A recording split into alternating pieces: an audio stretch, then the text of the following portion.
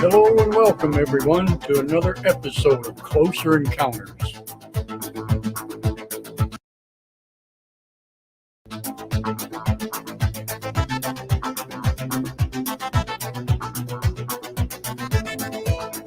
I am your host, Clarence Mitchell, coming to you live from somewhere, Minnesota.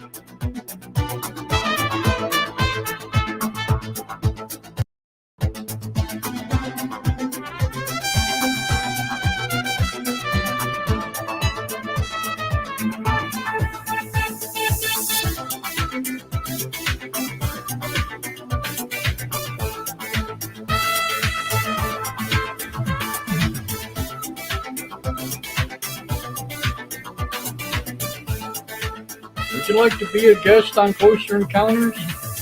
Or maybe you know someone that would like to be a guest on Closer Encounters. Or maybe you have a story to share. Well, please shoot us an email, closerencounters.info@gmail.com. Again, that's closerencounters.info@gmail.com.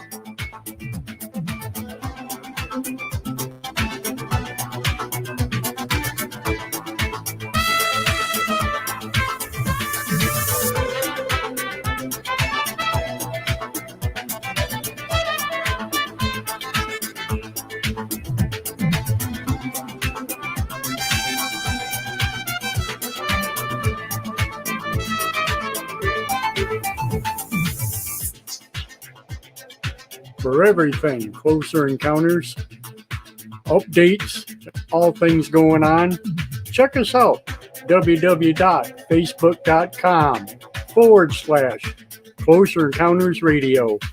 Again, www.facebook.com/Closer Encounters Radio. And please don't forget to like, follow, and share.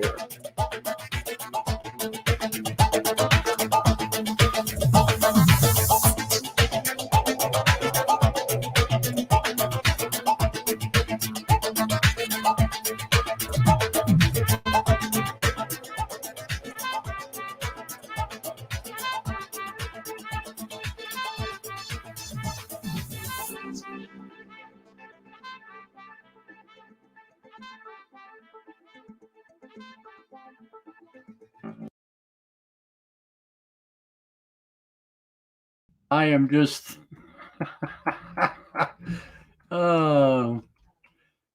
see, this is what happens. I'm so out of it. I swear to God, I had the mic muted. I am so sorry, man. Well, that's par for the course for me, right? Oh my gosh, I am so sorry. What an idiot. I can laugh about this, but I'll go back and I'll edit this out later. When we put it up on the show. But yeah, I'm a nitwit. I really am. You know, everybody says it's working now. Okay, fantastic. Yeah, I had the mic muted during the opener, and I forgot to turn the mic back on. I mean, I really need to set me up a paper right here in front of me on my screen somewhere that says number 1, 2, 3. Do this, do this, do this, and then I'll remember. But that's me. Oh my goodness. Anywho, hopefully we're going to have a good show tonight. We got our friend with us, Omar. Omar, are you with us, sir? I'm going to bring you in on the live stream.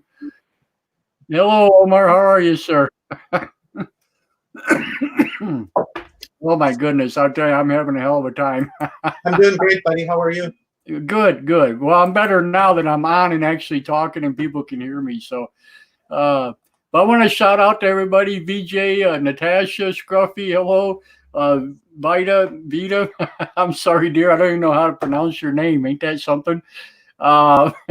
Kevin's with us. Alexander's with us. Gail, hello, dear. How are you? We haven't seen you in a while. We missed you.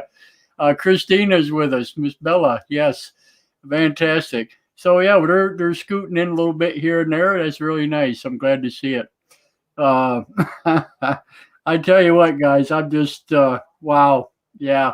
My whole day's been like this, man. I'm telling you, it's like every time I turn around to do something, it's like I forget to do this, then I forget to do that. And then it's like I almost forgot to do the show, man. You know what I'm saying? I'm like, wow, what the hell is wrong with you today, man? I gotta wake up.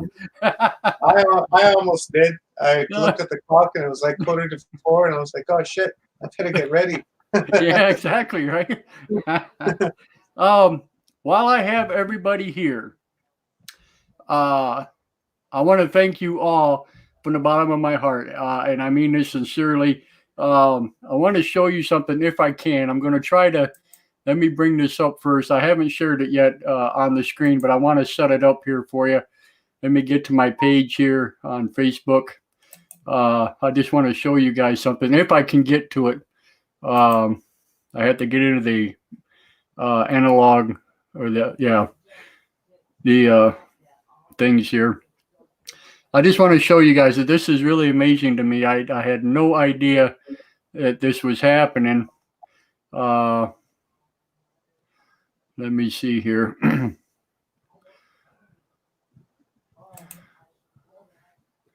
Get into the analytics here.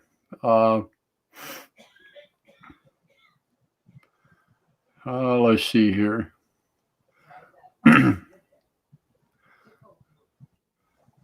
I'm trying to find it where it's at here. Actions on page views, likes, followers, ads, this video, groups, people, messages. I think it's under people. Let me see here. People engaged. Here we are. Country, city. Okay, this is what I wanted to show you. Here we go. Okay, let me share this screen with you. And I just want to show you guys something. This is just totally, it just blows my mind and I love it. And, I'm actually ecstatic about it. It's pretty cool. Let me bring this up here and make sure you guys can see it. I'll bring it up full screen here. If you guys can see this. This is on my analytics page on Facebook. And this is just Facebook. And this shows me pretty much how many followers I have, how many likes I get, this kind of stuff, blah, blah, blah, blah. And what it does is it breaks it down to country, okay? Country, city, and the language, that everybody speaks and stuff. And then it says your fans, and it gives you the number of fans that you have. Like the United States, it says I have 881 fans. United Kingdom, I got 93. Canada, 77, and so on and so forth. Okay. Now, read some of these names on here. This is amazing to me.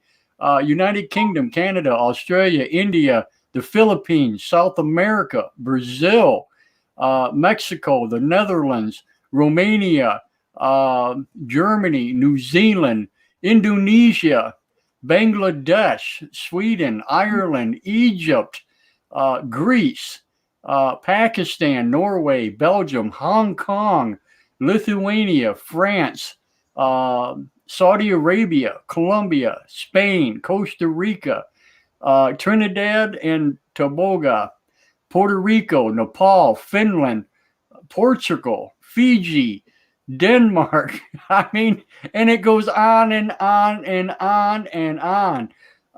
Malaysia, Turkey, Thailand, Iran, Gumsmi, Morocco, Ukraine, Cortana, Denmark. I mean, it's just remarkable. And it just keeps on going. It's like, oh my God, I can't believe that I am reaching out and I have this many people from these many places. This is just astonishing to me, and it overwhelms me. It really does. Following, brother. What's that? Global following. I'm telling you, it is. You worked hard for it, man. So you deserve it. Well, I mean, but I had no idea until I ran across this. You know what I'm saying? Yeah. And it's just totally amazes me how far this show goes and how far you know, it's just wow. It overwhelms me. It really does. But I want to thank each and every single person from around the globe who's listening in and catching up and doing whatever. I had no idea, but now that I do, I mean, it's just awesome. Just what can you say to that? I had no clue, and we've been doing this for how long? I mean, so I'm saying, man, you worked hard and streaming wow. and bringing knowledge to people. So you've been at it for a long time. Yes, Longer than absolutely. myself. You were Yeah. already doing this a few years before I started doing this, and you're like one of the original people that began streaming here on Facebook. So Right. you worked hard, and congratulations, bro. Because Thank you. like you said, you worked hard, and now you have a global following. I guess so. I just never knew it was that global, It's crazy. But wow. But anyway, yeah, tonight's show, I see people want to know what tonight's show is going to be about. We're going to talk about the coronavirus to start off with, no doubt about that. There's some updates that we need to get to and different things, other things that's happening around the globe. And then after that, I'd like to take us into Facebook, look at some posts that have been coming up on different other subjects, and stuff. We'll take questions and stuff from the group. Who knows? Maybe we'll even open up a phone line or something. We'll see what happens. But you know, I was just, I just wanted to show you guys, what this show really means to other people and how far it actually stretches. This is just amazing to me. I had no idea. I mean, I'm thinking America's UK, Romania, part of Europe, something like that. I had no idea it was these other places. That's just astonishing to me, and the shares and the likes I get and stuff from all of you. It's just, wow, group hug, no doubt about it. Thank you all, Well, maybe not right now. Yeah, right. Yeah. Well, hold off on the hug till later. No doubt about it. Man, did I start a crap storm this afternoon, Omar? Yeah. My little Mimi that I made that I posted earlier. I pissed off a couple of people, and I'm sorry for that. But I don't know. I mean, I try to find the humor in some things. I always said when you have bad times and stuff like that, especially in a group setting such as this, it's good to find a little humor, Absolutely. And apparently I found a couple that weren't so humorous. So, and I do apologize. I mean no disrespect to anybody by the jokes that I make or, the little memes and stuff like that I put out. It's all in fun. I don't mean no disrespect to anybody that's gotten sick or knows somebody that's sick or anything like that. It's not about that at all, but,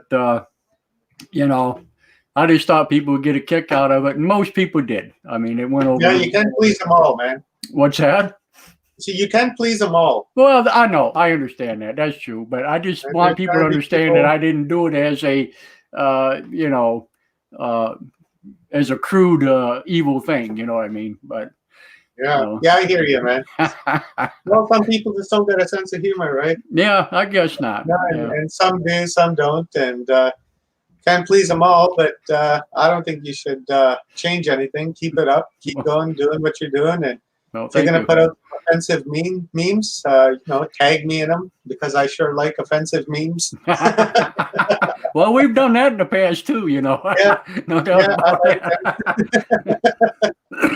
Pass them around, turn around, and that really shows on how woke a person really is by their sense of humor, and and if they can't see fun in something serious that's taking place, then they need to check themselves and reevaluate their thinking because we're social creatures, man, right? Exactly. And we're gonna make fun of stuff, and we're gonna cry together, laugh together, eat together, drink together. So we're gonna do a lot of shit. We just that's the ultimate goal, right? Stop getting offended over small things. Yeah, exactly. Exactly right. Well said. Yeah. So anyway, Rob says, yeah, this show made me want to make my own. I have Clarence to thanks for that. Well, thank you, sir. Yeah, very nice of you to say that. Thank you. You know, but uh, Doug Fish says I am not a social creature. Hey, that's okay. Some people aren't. Uh, Yeah, quite like me. honestly, yeah, yeah, like Omar. Yeah. Oh, If I can stay inside quarantine, that's normal. ain't that the truth? Yeah. Yeah. I'm the same way. I don't go out much, other than do the store and stuff. People don't see me out and about doing things. I used to, but nah. It seems like the past few years it's kind of slowed me down. I just don't do nothing anymore. But Yeah, I'm the same way. I don't know. But it's sad. Right now we can't. But yeah, it's really something. So anyway, as you may or may not know, for the most part, this epidemic, this deal that's going on, has got the USA and Canada and pretty much everybody locked up. We're it's just unbelievable. Tomorrow, our schools are all shutting down. No word on a reopen date or anything like that.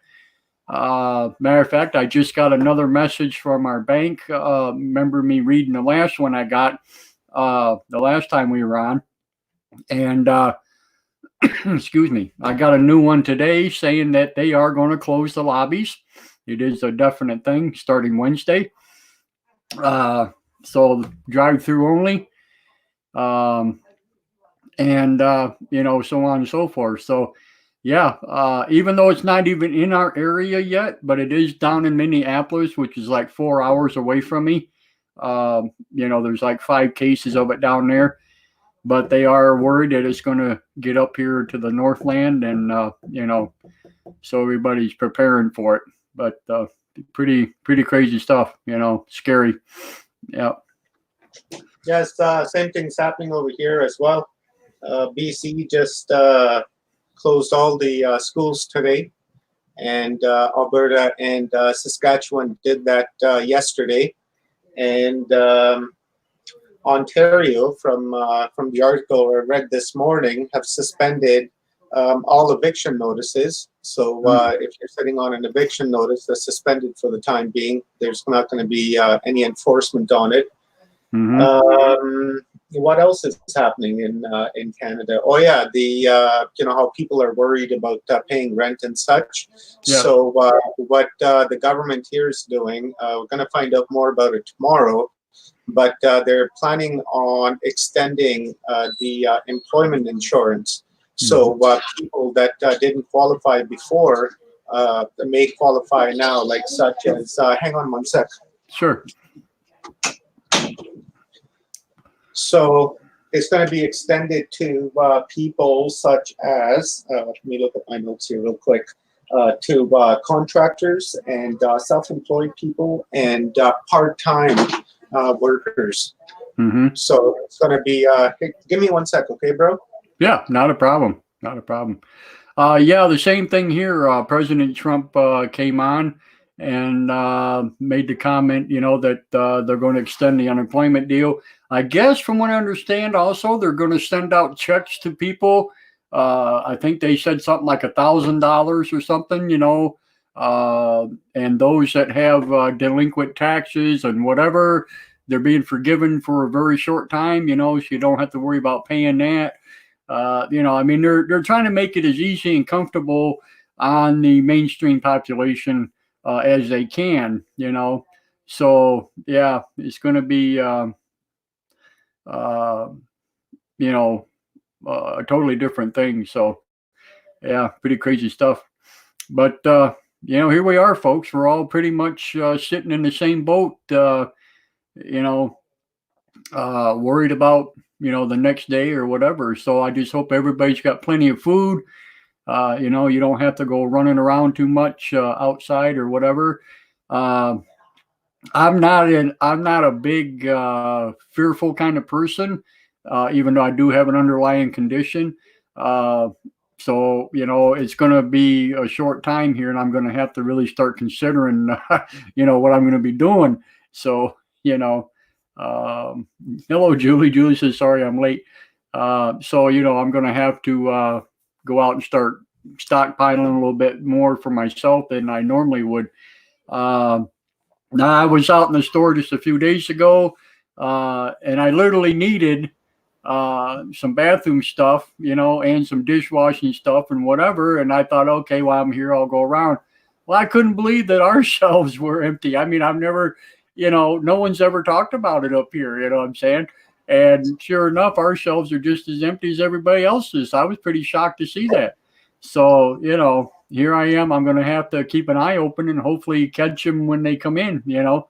But Yeah, I mean, I'm not panicking, but yeah, it's just one of them deals. But I'm back, wow, buddy. it's crazy stuff. Sean Smith said something here. It was pretty awesome.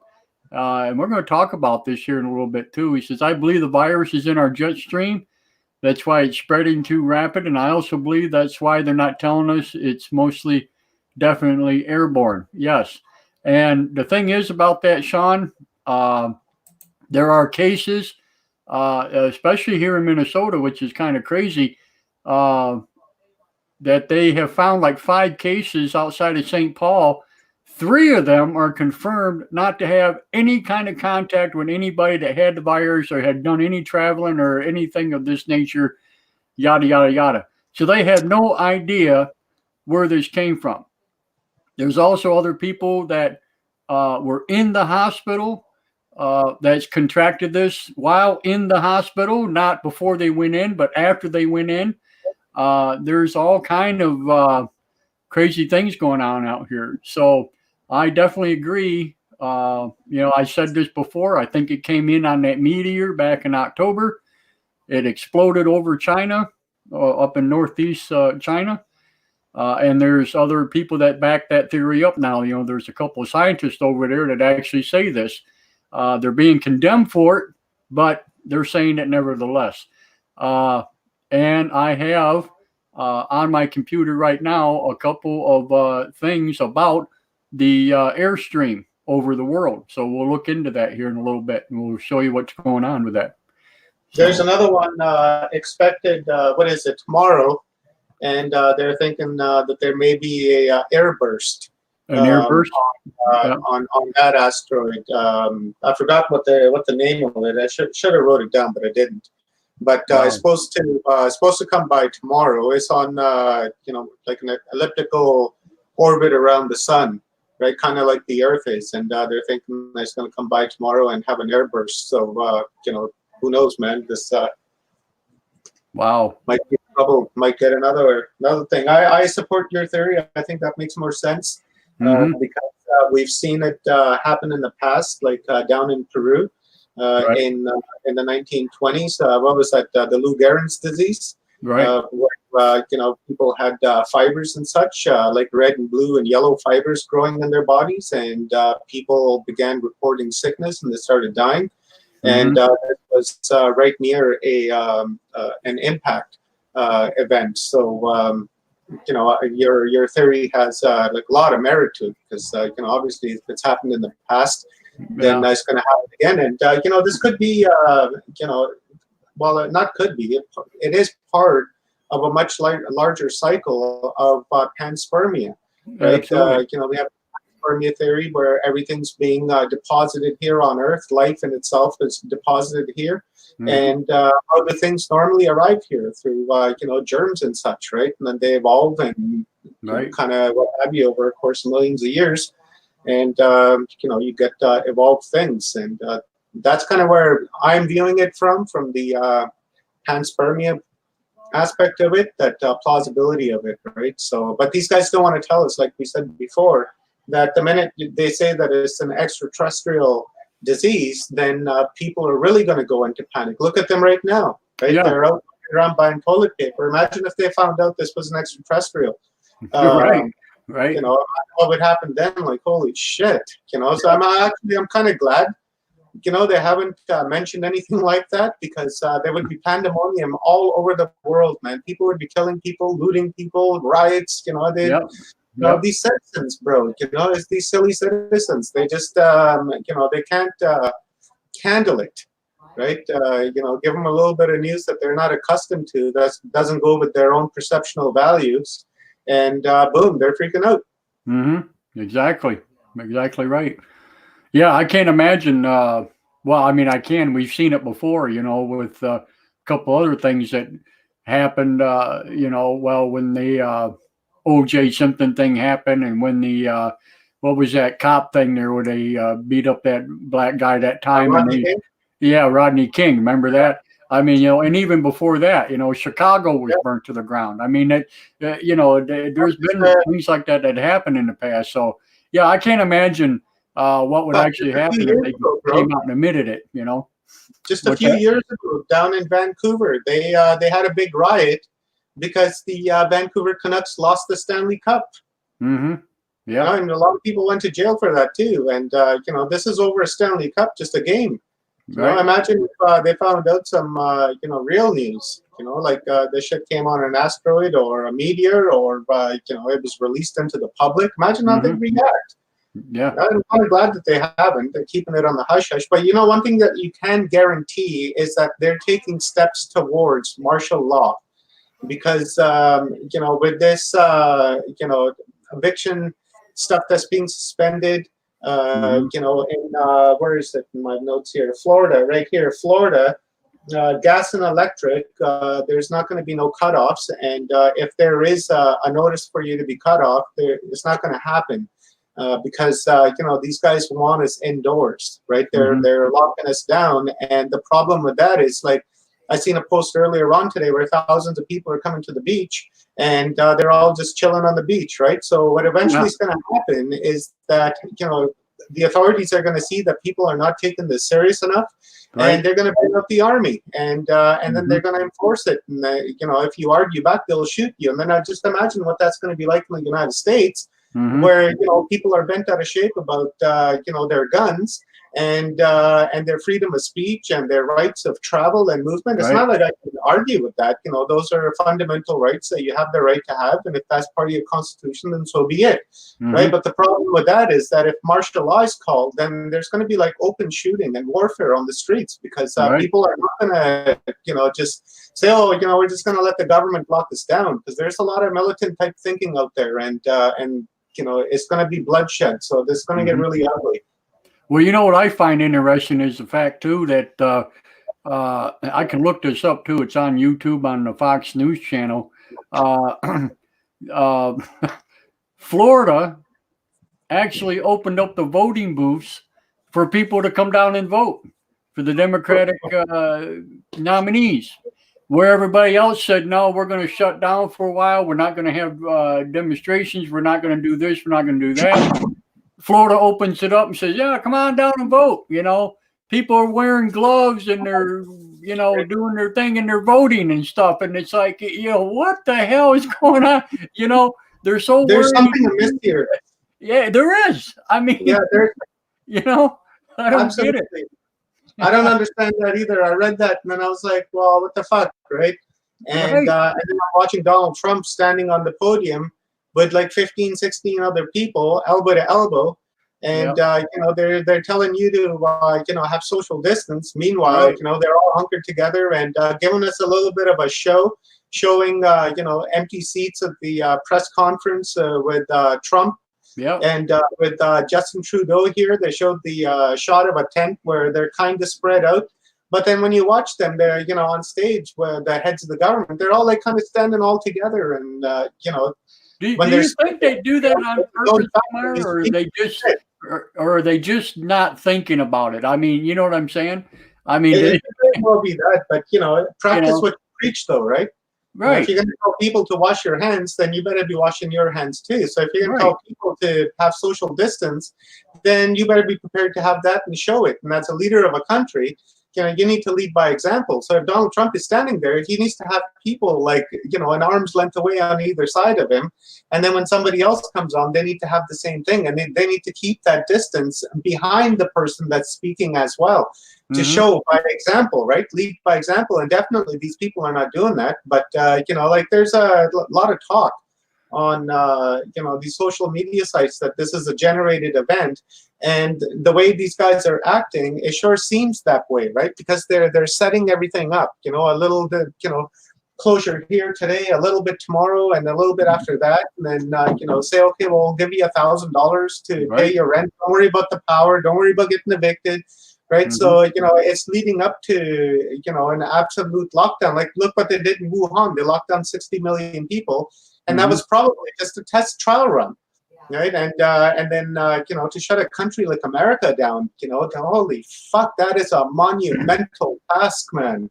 I tell you, I was watching a video today, a documentary about Wuhan and what happened over there, and they had a couple of Australian reporters that did this documentary who were stuck there for a while until they went back to Australia, and it was amazing what Wuhan did to their people over there. I could not believe they were treating these people this way. I mean, they were holding their doors shut. Oh, they did. They actually welded the doors shut on some of those places so people couldn't get out. Yeah. What would happen if they had a damn fire or something? You know what I'm saying? Or whatever. I mean, these people would burn to death, or whatever. They don't care.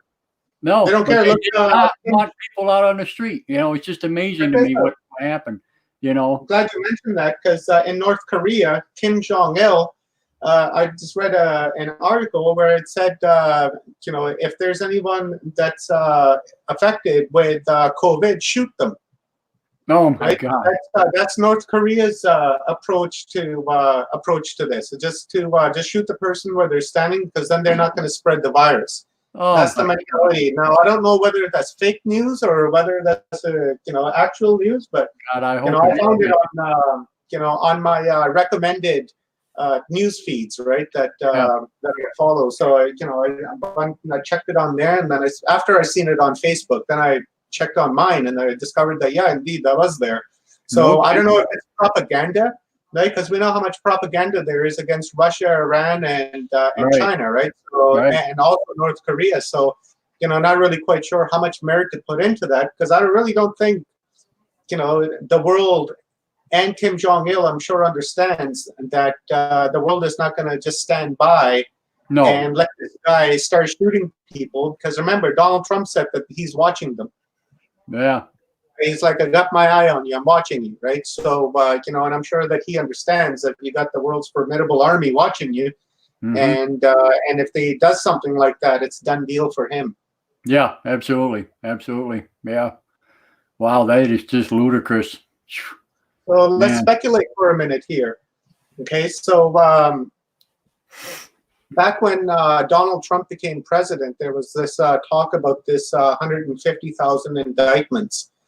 Right, and then after that, Pappy Bush there died, and Donald Trump showed up there and handed all these ex-presidents and what have you all these envelopes, and everyone got an envelope except for very few, like Jimmy Carter.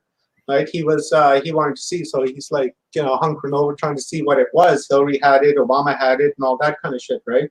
So I've been watching, some videos and such, and people, some people are saying that Obama and George Bush and Jeb Bush and amongst other people are already in Guantanamo Bay. Now, I don't know how much merit to put into that, but one thing that did occur to me is, like, when was the last time we heard from Obama or from Bush? Obama? Right? Hardly ever, yeah. And Bush never. So. Yeah, they kind of just like disappeared after George Bush's funeral. Pretty much, yeah. You know what I'm saying? Just disappeared, and ever since then, there's been this talk of these guys being in Guantanamo Bay. So, if we speculate, these guys are shutting the country down and all the airports and such. So these guys, that when they do roll out these indictments, that they're not going to have any place to escape. And then once they've done that, like going after the bankers and such, they're going to go back to the gold standard, and things are going to be a lot different than what they currently are. Mhm. So, I'm not really quite sure. To me, that sounds like fantasy talk, right? It's like, oh, well, but if I could have something in the world, right, I'd ask for the bankers to fuck off. Right. It's kind of a pipe dream, right? But on the other hand, right, we've got a guy like Donald Trump, who many think is Q, and has been doing this right from the get-go, right? Right. So I don't know, man. Yeah. But yet he seems to be so for the American people, or for any people, anybody. You know what I'm saying? Yeah, he's and when he talks too, you can tell that the guy is sincere just by his body language, right? Mhm. And then he allows people to speak and ask questions and such when he's having his press meetings, like whoever comes up Right. to the panel before they fuck off, he asks the media, hey, you got any questions for this guy? So he's trying to be transparent, right? So I don't know, who knows, man. Well, I tell you what impressed me today was I tell you what impressed me today was the fact that he stood up there on that podium and he was condemned. Literally, they said, "Hey, you said this, you said that, blah blah blah. Should people follow your lead or not?" And basically, what they were talking about was some hype that the newspaper wrote about him on certain things that had happened. And President Trump says, "Look, I'm not going to hold back. I'm not, I'm going to call these people out as I see fit. You want to throw lies, you want to do this, you want to do that. I'm not going to hold back." So he's very open and honest about that. And he warned them, especially with news and different other places, we're trying to keep this thing contained. We're trying to help people, trying to do this. Don't spread rumors, don't spread lies, or I'll call you out. And that's exactly what he did. So I was pretty impressed with that. He held his ground, So kudos to that. Yeah, it was pretty crazy. But I don't know. Sorry, buddy. I just making plans here with my brother because we think that they're going to call in the authorities here pretty soon here. Really? Because today the chief medical doctor, minister, or healthcare, whatever you want to call her, Henry something, or Dr. Henry, she said that medical officers in the province can verbally give an order, and that order has to be followed. If not, then they can bring in peace officers, police officers, RCMP, and the sheriff, and enforce their order, and possibly, you can be arrested. Right. So for me, what I'm saying is that it's a lead up to like a martial law type of wow event that's going to take place. Right. Like I said earlier, people are not taking this serious, and they're all getting together, and they're not listening. Right. So because they're not listening, they're forcing the government's hand to do this. Mm-hmm. Yeah, and that's exactly what it is. It's not that.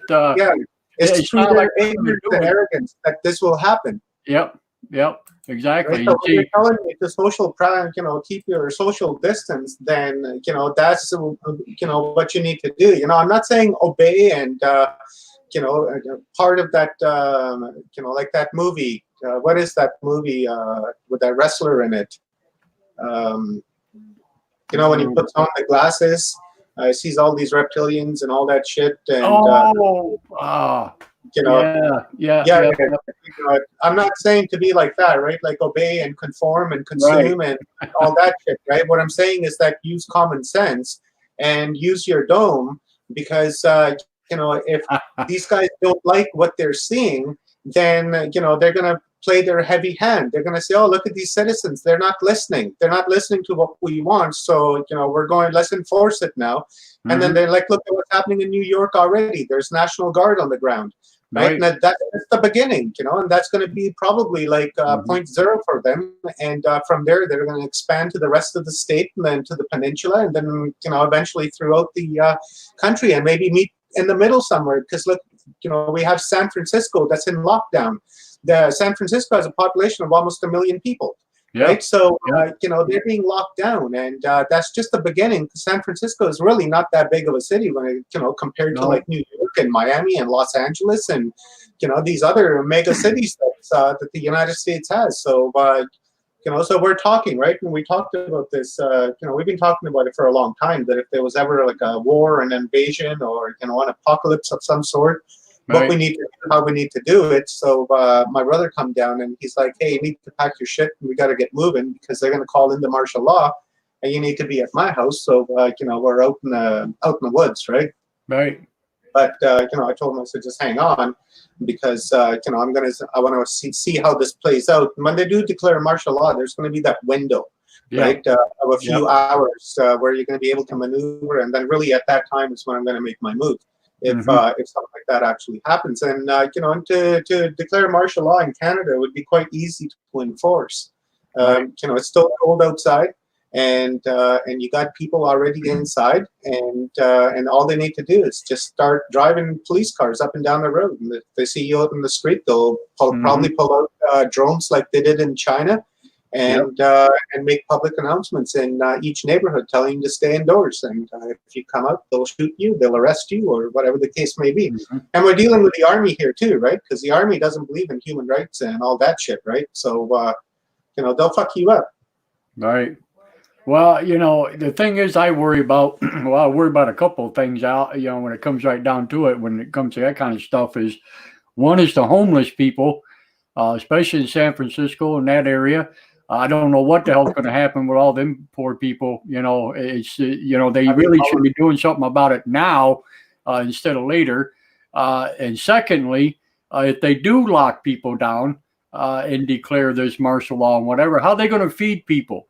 Are they going to let a whole community starve to death once they run out of food? They're already doing it, bro. They already lined it up. Uber is delivering food at no fees. Wow. Right, so they're not charging anything. So they're already rolling out that aspect of it, right, of how they're going to feed people. And more than likely, what they're going to do is probably going to drive semis down the road and then have all these rationed packages. Throw it out on your lawn. Exactly. They'll come to your door, leave it at your door. If you're in an apartment, they'll come in, leave it in front of your apartment, and that's how it'll be. Right. They're already working on that. You got to remember, we're dealing with a force here that is incredibly powerful and incredibly smart, because they've been doing this to us for thousands of years. This is just the latest round in the overall fight against this force. Right. So this is just another round. Whether we come out of this on the other end a victor or a loser, it really depends on our actions and how we unite and come together, or are we going to unhinge and go against one another, like start shooting on the streets and killing each other? And it really concerns me though, Clarence, and I talked this with Amy. There's as you know, I watch a lot of murder shows, right? Like Forensic Files and Cold Cases and things like that, right? And there's a lot of spousal abuse and child abuse, in North America, and in fact, right across the world. So what my concern is that if the United States and Canada does go into a lockdown and you have this domestic abuse brewing in families, there's a possibility of these people unleashing and start killing their families and themselves or their spouses, right? So I'm wondering, in the back of my mind is, how is that going to play out when somebody's involved in an abusive relationship, Right. and they're in a lockdown, and their only reprieve from that person is to be able to leave the house and get away from them, to go to work for a few hours a day to feel safe. But now they're locked down with this person for 24 hours a day. And if this person's armed or is agitated and extended period of time with somebody, we know that people will get on each other's nerves. Yep. So what's going to really happen at that time, right? So, that's a concern of mine. Yeah, there's a whole lot of stuff like that could very well happen. Absolutely right. Yeah. And what's going to happen with people who are alcoholics and that run out of alcohol because they can't go out and get it, and different things like that. I mean, there's going to be all kind of upsets out there. Yeah, You know, drugs. People that are hooked on drugs, right? As you mentioned earlier, the homeless. Really, I've been asking for the last couple of few days now is what's going to happen to the homeless, right? What is happening with the homeless? Are they being put into like FEMA camps where yeah, they're housed, or are they being put into hotels, or right, like what's the deal? Like what's going on with them? And it seems that the officials are really not mentioning that, because I keep hearing them say vulnerable people, right? hmm And then when they say vulnerable people, they only talk about the adults, right, right? Or yeah, the older or people, the seniors, right? They're not talking about people that live on the streets, people that eat at soup kitchens, people that sleep in shelters, and men's shelters and women's shelters and things like that. So what's happening with all these people? They don't consider them vulnerable, obviously, because they're not mentioning them. I haven't heard a single politician yet mention the homeless people. right? No, no word of the Nor the homeless, United States. no word Nothing. of the homeless whatsoever. Nope, nope, nothing. Wow, that's crazy. It's crazy, man. We got a bunch of comments going on here in the room. People are just talking Yeah, really good stuff. I'm going to share my screen with you, Sure. and can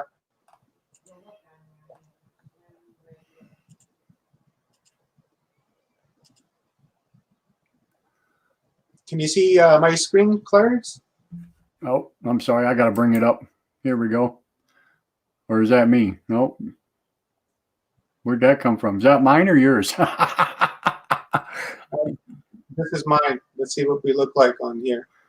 I just fucking ran. You're scaring me. So here is the COVID-19 updates of what's happening. So far there is 197,000 cases. And remember, just a few days ago, Clarence, we were talking, and this was like at 103,000 or Yeah. 130,000. Yep. And I was saying prior to that, just a couple of days earlier, they said that they reached 100,000 marker, and look, reaching is growing fast. Wow. Here's the chart. It's just boom right here, pretty much right here. So about February the 15th, it just like really took off. Yep. Right. So yeah, about there, February 27th is when the death toll started to come in. February 22nd. So that's climbed too, as you can see. POW, right, is pretty much in par with this. Wow. That's crazy. Yeah, that's So total China, cases, right? Yeah. yeah, China has slowed down now. They got like 80,000, but they had 21 new ones. So compared to thousands that they had. So, but they're saying the pandemic right now is in Italy, as you can see. From Yes.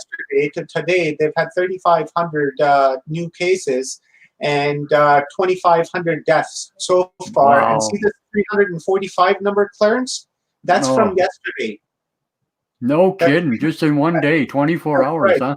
In the last 24 hours, 345 people have died in Italy.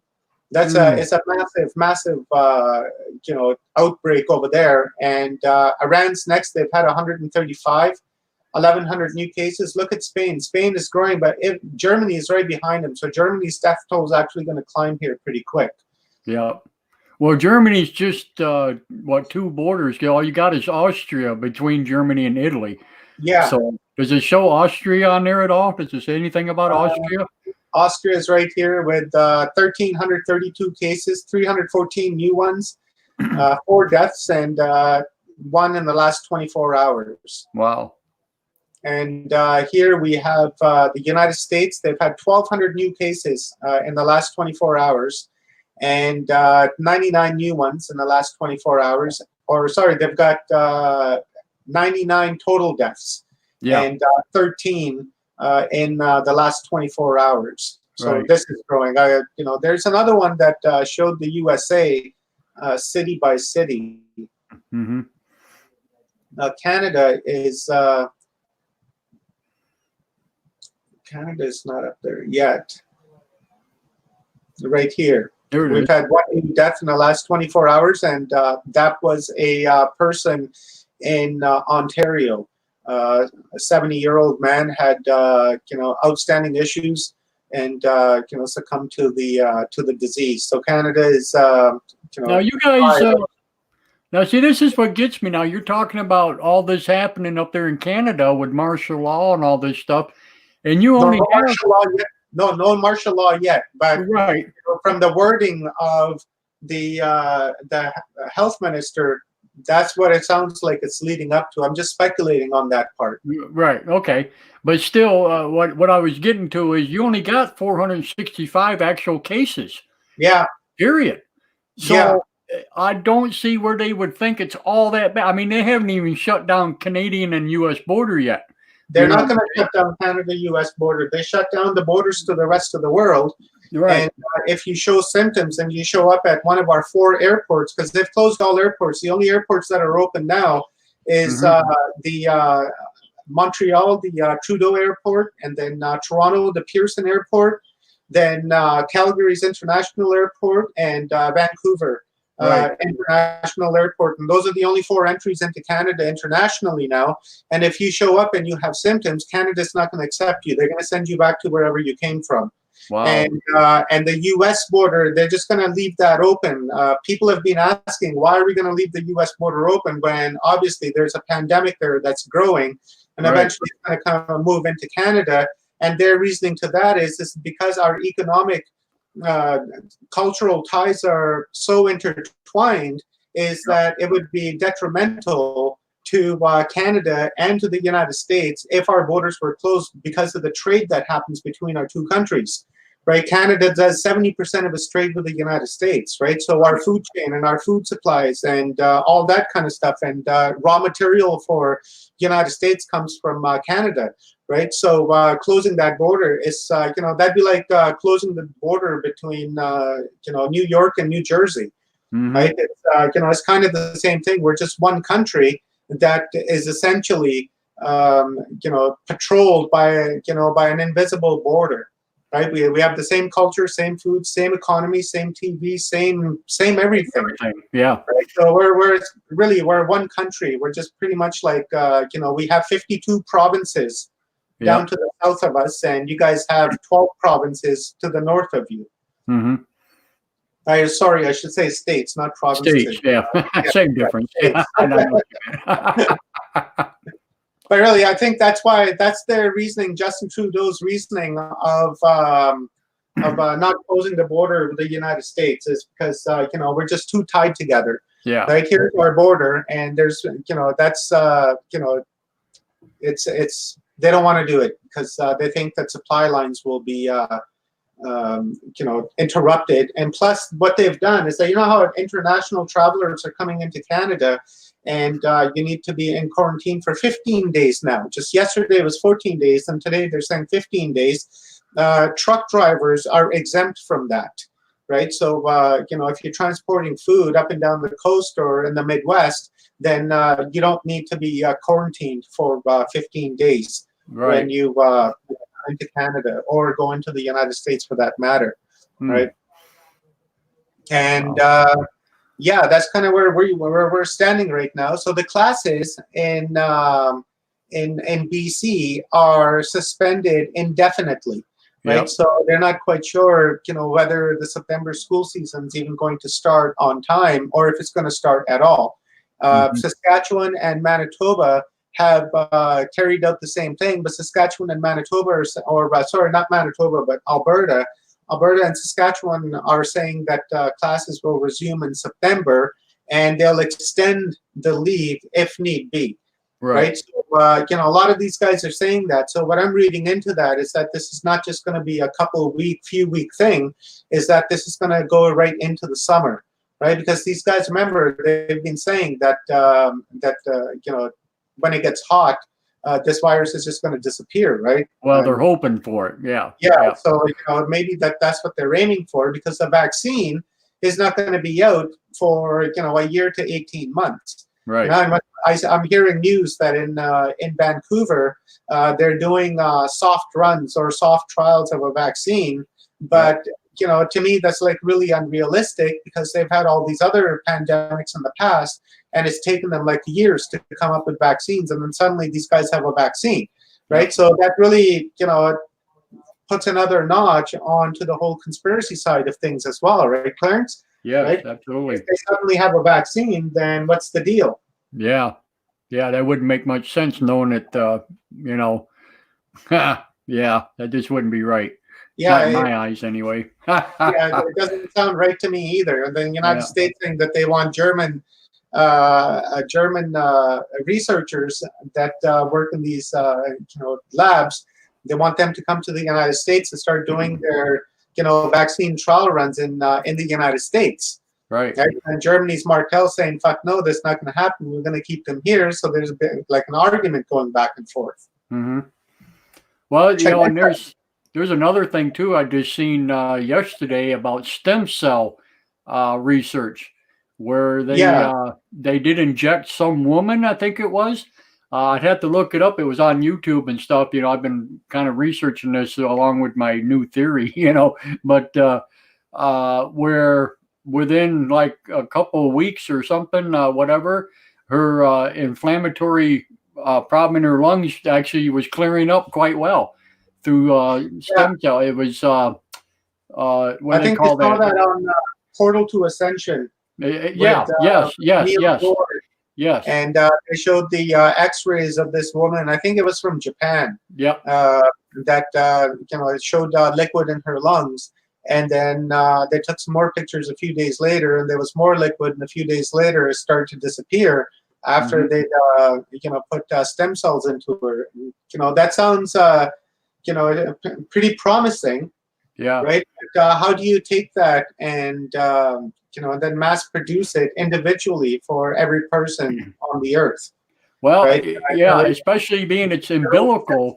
Right? It's what they call umbilical stem cell, which is totally different than your blood stem cell. That's right. It's not the same kind of thing. Now, I do know a little Those bit are raw about. cells that can be programmed into like whatever cell that's required.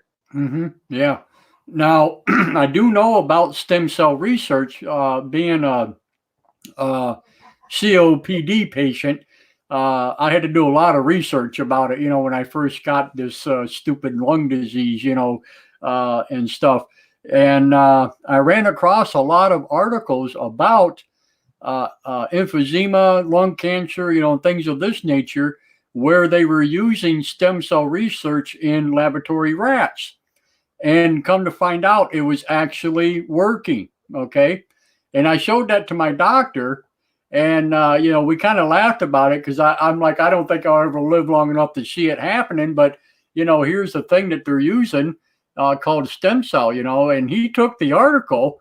He never heard of it. And he took it home and read it. And he calls me up on the phone like a week later. He goes, "You know what?"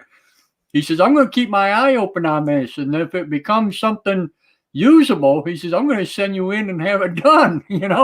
So Yeah.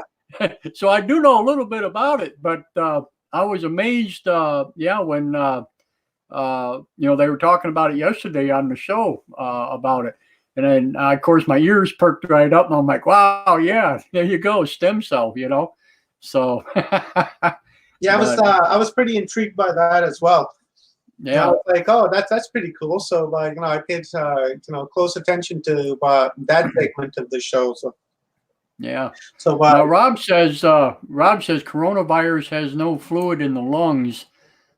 Maybe she had something else. I don't know, Rob. I think it is. It's like having triple pneumonia or something. Yeah. It's like it's lungs for sure. Yeah. That's what's killing the people, right? The oxygen can't get processed through the lungs because you have this filament that's covering the lining of your lungs, and then you eventually you're suffocating to death. Yep. Right, and because you're not getting any oxygen to your system, it's a horrible way to go. Yeah. And unfortunately, people are dying, and we need to be very, very careful. Is it me, Clarence, or does this look like a bird? Hudson's Bay. You see that? There's the eye. There's the beak and the mouth. Oh, we're seeing the wrong picture here, I think. Here's the body. Oh, I think we're seeing the wrong photo. You see my screen? You see my mouse moving around? Nope. Oh, you don't see my mouse moving around? All we have here is a picture of the U.S. With the showing New York being red and stuff. Yeah, I see that in the north of it where Hudson's Bay is. Oh, I'm sorry. Okay. Yes. Okay. Way up north. Yeah, Okay. it looks like a bird. Yep. Okay. Gotcha. Huh. That looks like a bird. Yeah, it does. It looks like the beak and the eye. With Yeah, the right head there. There's the body right here. Yep. With the beak pointing down towards New York. Yep. Yeah, okay, I got you.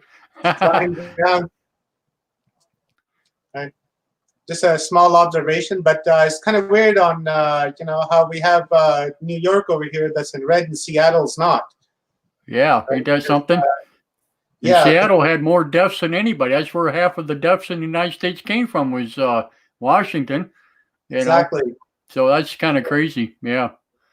So on this chart, see, I cross-reference both of these, right? So over here on this surveillance dashboard, it says USA 96 deaths, 13, 5709 confirmed cases. Then I come over here, and then I look right here. See how the numbers are different? Oh yeah. See how USA right here is 5,709 confirmed cases, and then when we come over here to, I believe this is John Hopkins or Worldometer. Right. So Worldometer, and on Worldometer is 5917, 99 deaths, 13 new ones. Then we go over here, it says 96 deaths and 13 recovered. So who are we supposed to believe? I mean, they're similar, they're close, but yeah, what is the most accurate one, do you think? I'm not quite sure. I'm probably thinking that they're in the ballpark. This one may be updated because it's, or is it this one that says that it updates? Yeah. See down here, it says the content of this website, including is provided. It says some here, right here. Where is it? I've seen it on one of these where it says that it updates once every 2 hours. Yeah. Could have been this one. 31,506 cases in Italy. And over here, this one's pretty kind of right on the ball here. Yeah. Right. So, just do your research, right? Just, jump back and one, forth. Go from like one site to another site. I think that dashboard over here is John Hopkins, University of Virginia. So this is University of Virginia, and there's another one by John Hopkins University, John Hopkins, and then there's this one, the Worldometer, that's keeping us all in the bit of a loop. Just watch how quickly this number is going to climb here in the next few days, because they're saying that that United States and Canada are about 2 weeks. 2 weeks behind Italy, and Spain is having a massive outbreak, right? So hopefully this plays out positively, but I'm not quite sure, Clarence. I think there's like the bigger things happening at play that they're not telling us. They very well could be. Yeah, because they're not going to just one day come on TV and say, okay, we're declaring martial law, everything's suspended, go home, right? They're not. That's unrealistic. They're not going to do it like that. And if they are going to declare a martial law, then it would be in steps, right? It would be in processes like what they're doing right now, right? Get people in that perpetual cycle of fear and bombard them on every news outlet. Go on YouTube, and all you see is COVID, COVID, COVID, COVID. You go to Facebook, that's all you see. Go to Twitter, that's all you see. Go to Instagram, that's all you see. So they're implanting, and slowly, right, implementing their measures in taking over. And, it's just going to be just a matter of time. Like I said, if people don't get their heads out of their asses, like that picture in Florida of all these people on the beach, and the Florida government declared a state of emergency. Right. So even in a time of state of emergency, these guys are still going to the beach and not heeding what they're saying. And because they're not heeding what they're saying, there's going to be consequences to that, because these guys are going to get pissed off, and then they're going to say, fuck it, bring out the army. Right. If these morons don't listen, then they're forcing our hands. So keep that in mind. Here, before I take off, Clarence, not take off, but I wanted to play this for you. Okay. This is part.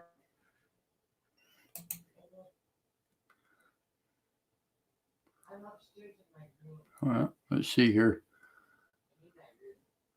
Oh, did we lose him?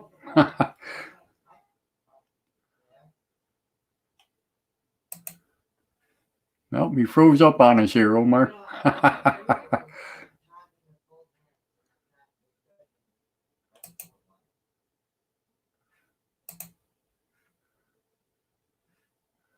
No, we lost Omar. He's frozen in time.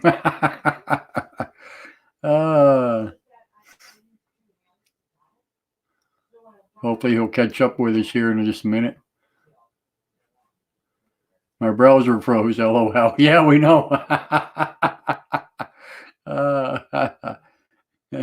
He'll come back. Okay.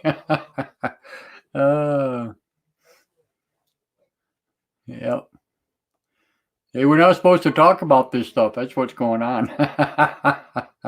I can't say that. We haven't had any problem with this platform yet, so I'm still here. So obviously it had to be his Wi-Fi connection or something that caused it. But which brings up another point too. As most of you know, the schools are all shutting down. A lot of people want to be online to do their schoolwork and different other things, and some people are going to be working from home and different things like that. Now, is that going to cause internet problem for us once that happens, or what? You know what I'm saying? So we'll have to wait and see what happens there with that. I hope not, but okay, let's see here. Here's your screen. Yeah, my browser froze, so it kicked me out, and I come back. My apologies. So this is she's the minister here in the government of BC, and I really like the message that she had, and I'm hoping that people in Canada that are watching can hear this and take something away. Okay.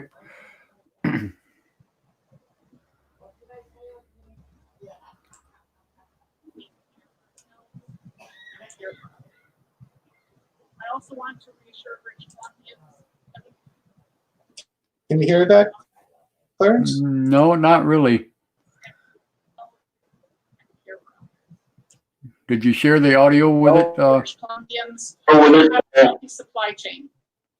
That we have appropriate supplies of goods coming into British Columbia.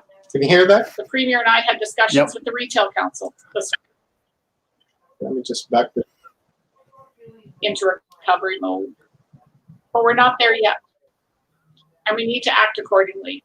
We need to, as has been said by the Minister of Education, heed the advice of Dr. Henry and the Provincial Health Office about the steps we all need to take to care for ourselves and to care for others. I also want to reassure British Columbians that we have a healthy supply chain, that we have appropriate supplies of food and goods coming into British Columbia. The Premier and I had discussions with the Retail Council this morning, and they've assured us again that there's enough in stock right now for everyone. There isn't any need to overstock your own supplies. Doing so will put at risk seniors, single parents, and others who need those necessities. Shop well, plan ahead, but please don't go at other people's expenses. So just to wrap up, I want to finish up again with a commitment that you're going to be hearing over the weeks. So the message there is don't hoard, and you're going to put other people's lives at risk. Yep. Like we said the other day, if you overbuy, then the person that's coming up has a family, kids, what have you, and they're not going to have enough, right? And in a time like this, we need to make sure that the kids are okay, and don't go into that panic and hoarding, and don't talk love and light and turn around and go and hoard. Mm-hmm. But you know what? People are going to do it anyway. It doesn't matter. Yeah. Because that's the way people are. It's a sad deal. It really is. and there's not It much you truly- can do about it.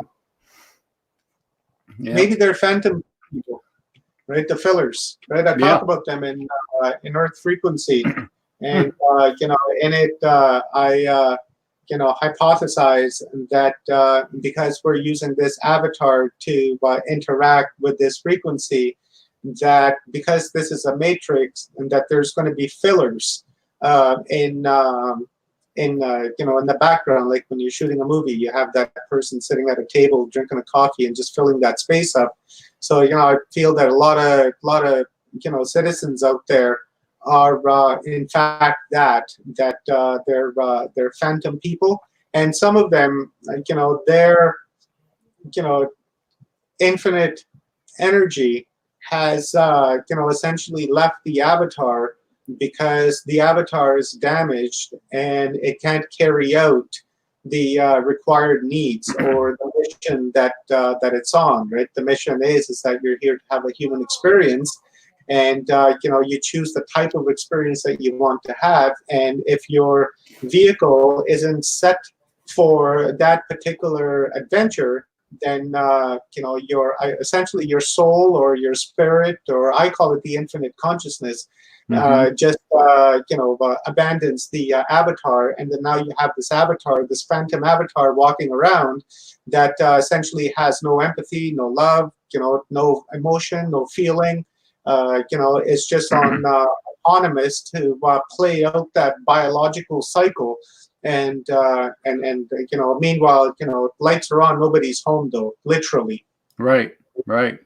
Anyways, that's what I think. A lot of that is out there, and a lot of these things that go into the panic state are that very phantom person. Wow, that's pretty crazy. But yeah, wow, unbelievable. Let's look at some Facebook posts. Yes. Okay.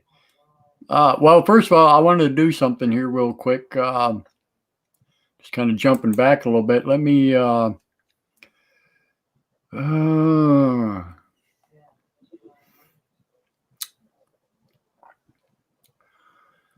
me see here. I wanted to figure out which one it was here because I got a whole page full of stuff here.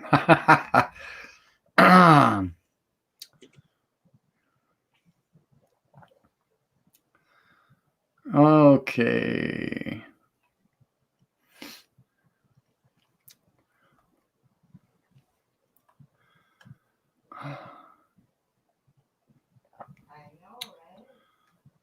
So here's an interesting comment by Doug Fish. Mm-hmm.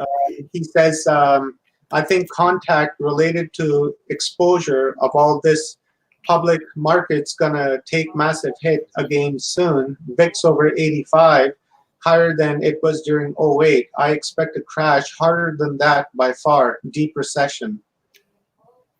Wow. Yeah, I can see something like that happening because this is unprecedented that they're shutting the economies down and the stock exchange and kind of what have you. So that really, again, that puts merit into like the currency reset, right? Of getting rid of the bankers, the central bank, and going back to the gold based currency, where the governments gave you loans and didn't charge you interest on it. Right, central bank charges you interest, but the actual government doesn't.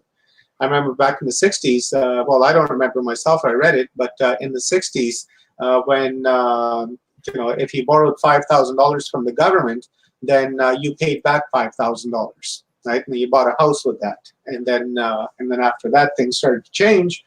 And in the 70s and the 80s, price of houses started going up by like $10,000 each year, and outpacing people's income, essentially putting them into debt. And maybe this crash here will be an opportunity to reset everything. And, Clarence, I've been saying for like a long time now, and I think I even said to you, is that what we need to do is everybody on the planet just needs to sit their ass down on the first of the month. Right. How many times have you heard me say that? Many times, right? Right. Go on a global strike. Sit down and don't do nothing. And when I look at it, fortunately, what's happening is that, I'm seeing exactly what I've been calling for over the Mhm. last few years, is in order to crash the market and the system that controls that market, in order to crash it, we need to sit down and not go to work, don't pay no rent, don't pay no mortgages, and don't do any of that. And look what's happening. They're telling us that don't pay your rent, don't pay your mortgage, things will be okay, there'll be food, and blah, blah, blah, blah, blah. Right? So, perhaps this is a positive direction to which the central bank will collapse, and we'll eventually have our governments back. We'll actually have our democracy back, where where democracy was democracy, where you got a politician that you elected from your community actually went to work for your community, right? Mhm. Not for the businesses in the community, not for the millionaire in the community, not for the elite in the community, because all of that would disappear, right? So he actually goes there with he or her goes there with you in mind and works for you. And that's kind of something that we need. So maybe this is a positive step. And, and I also remember saying that it's not going to be bloodless either. There's going to be a lot of blood loss because there's a lot of greedy people out there. Exactly. And, in order for us to, because we're at war essentially now, right? So, there's going to be blood lost. There's going to be lives lost. Hopefully not too many, but there will be lives lost. And we need to brace ourselves for that, because it may be somebody close to us. And we need to get ready. But at the end of the tunnel, it may be a positive thing. Absolutely. Absolutely. Yeah. I'm trying to get. I think the best move so far is what they've made is by Ontario government anyway. But I suspect that the rest of the provinces are going to follow suit over the course of next week or so, possibly even tomorrow. Mhm.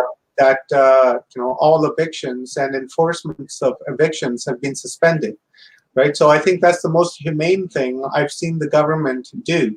Imagine being evicted. You're already at the bottom of the barrel.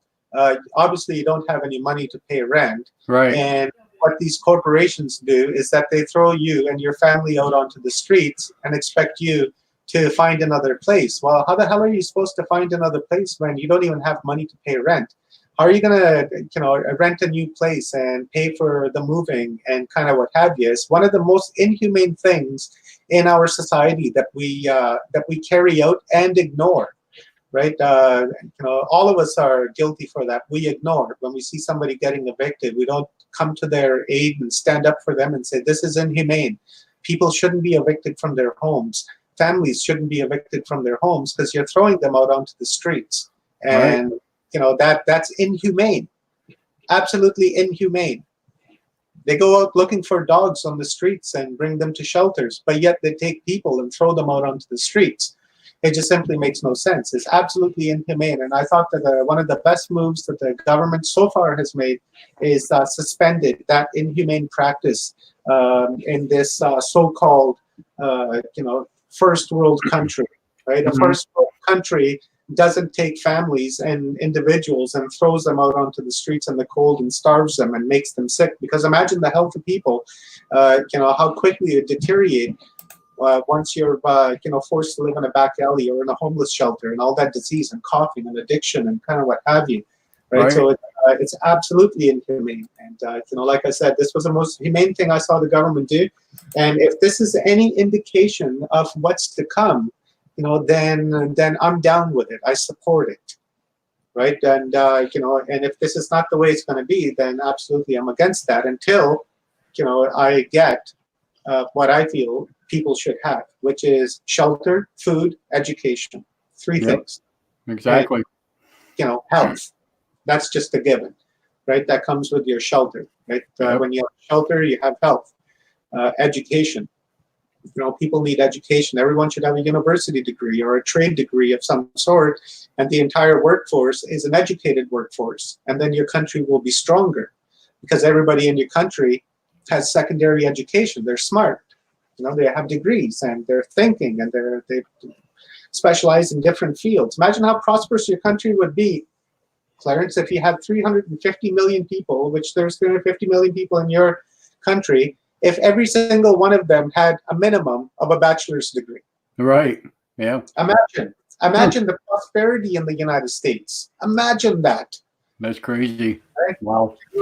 But that's not happening, and hopefully that does happen, right? Yeah. Because part of our human rights, which Canada and the United States is a signator to.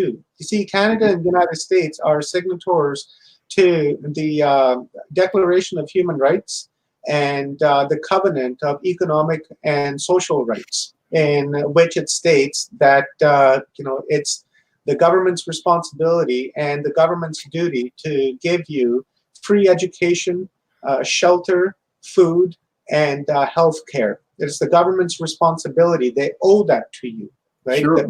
They're a signatory to these covenants and to these declarations, so it becomes law for them. And they don't teach you these things because they don't want you to know. It's because we have the central bank that's ruling the countries, right? We have all these banksters. Who's that bankster that said, I don't care who makes the laws as long as I have control of the country's currency, right? He's correct. Right, because we've given them that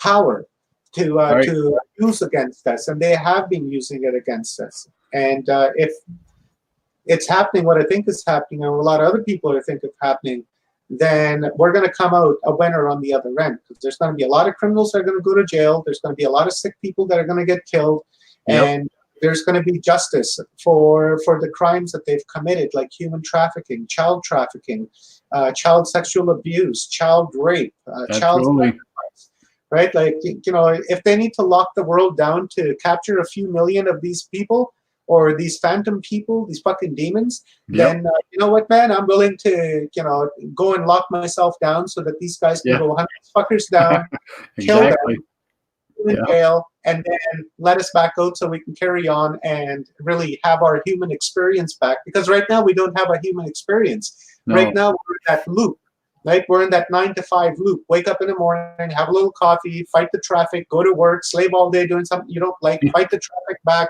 come home, eat a little something, play on your phone a little, play on Facebook, go to sleep, wake up, do it all over again, do that till Friday and go, hooray, thank God it's Friday. And then come Saturday morning, you sleep in a little bit, and then you lounge around all day long. Sunday comes along, you lounge around all day long, and then you're hoping Monday never shows up, but Monday shows up and the whole loop begins again. That's not human experience, right? We're far, far more capable, of more than this. Exactly. And that's not being hijacked by us. And if all this that's happening, if that is going to return what's being taken from us, then I'm party to it. I'm down for it, man. Because right now it's not our human experience. We're living somebody else's human experience, like a chicken on a farm, right? Just pack it away, just pack it away, and that's it. Not really looking up, we're just busy, just pecking away and not giving a shit about what's happening around you. Meanwhile, there's this guy coming along who's got his eye on you. He's going to grab your neck. He's going to break it, rip your skin off, and eat you. Right? That's essentially what's happening to us. They're ripping your skin off by, giving us all this perpetual fear, and they keep us, going like this. That's our work. Right. Yeah. So, we're being fed on by a force and entities that we truly don't understand, that only very few people on the world understand, and they try to teach that to people, and then those people, they get ridiculed. Guys like David Icke, when they try to educate you, they get called a conspiracy theorist. Well, how can you be a conspiracy theorist when the things that you've said come true again and again and again and again, right? Yep. So, there's this force that is working against us, and what we need to do is we're fighting back, and hopefully this is war, all out war, because remember, they've been saying 2020 is going to be a different year. Right? They've been saying that right from when 2020 started. Big things are going to happen in 2020, and man, this is big. Even if it's false flag, it's still huge, right? And it's having implications everywhere. Right? So when you don't pay your rent, don't worry about it. Don't worry about your gas. Don't worry about the internet. Don't worry about food. There's something greater at play here. Because when was the last time you heard these greedy bastards say, "Don't worry about paying your rent. Never. Don't worry about paying your mortgage. Plus, give us money." Yeah, we're going to drop the interest rate down to 0. When was the last time you seen them do that? Yeah, they're going to send each. Yeah, we're going to send $1,000 check to everybody. Yeah. You know, Yeah. when was the last time you heard him say that? When was the last time you heard him say, "Oh, your energy is free"? Never, No. right? So why now, right? Yeah. All of a sudden, everything in step by step by step by step, they're they're leading up to it. So I just wonder why, man. Like and Donald Trump is right from the horse's mouth. He said that he was chosen to do this. He goes, "I didn't choose to do this. They chose me." Right? So somebody chose Donald Trump that's fighting this force that we're fighting against. Somebody put him in place and said, "You're the guy that's going to do it. You're the one that's going to lead this fight." And again, at the end of the day, Donald Trump is a puppet as well, right? True. And he's not part of the elite. No. Right? I'm telling you, he's not part of the elite. No. Donald Trump only has a couple $1 billion, right? He's just rich. That's all he is. I'll give you the analogy of like when Shaquille O'Neal was playing basketball, right? He was making what, like $20-30 million a year, Yep. right? And people think, Shaquille O'Neal is rich.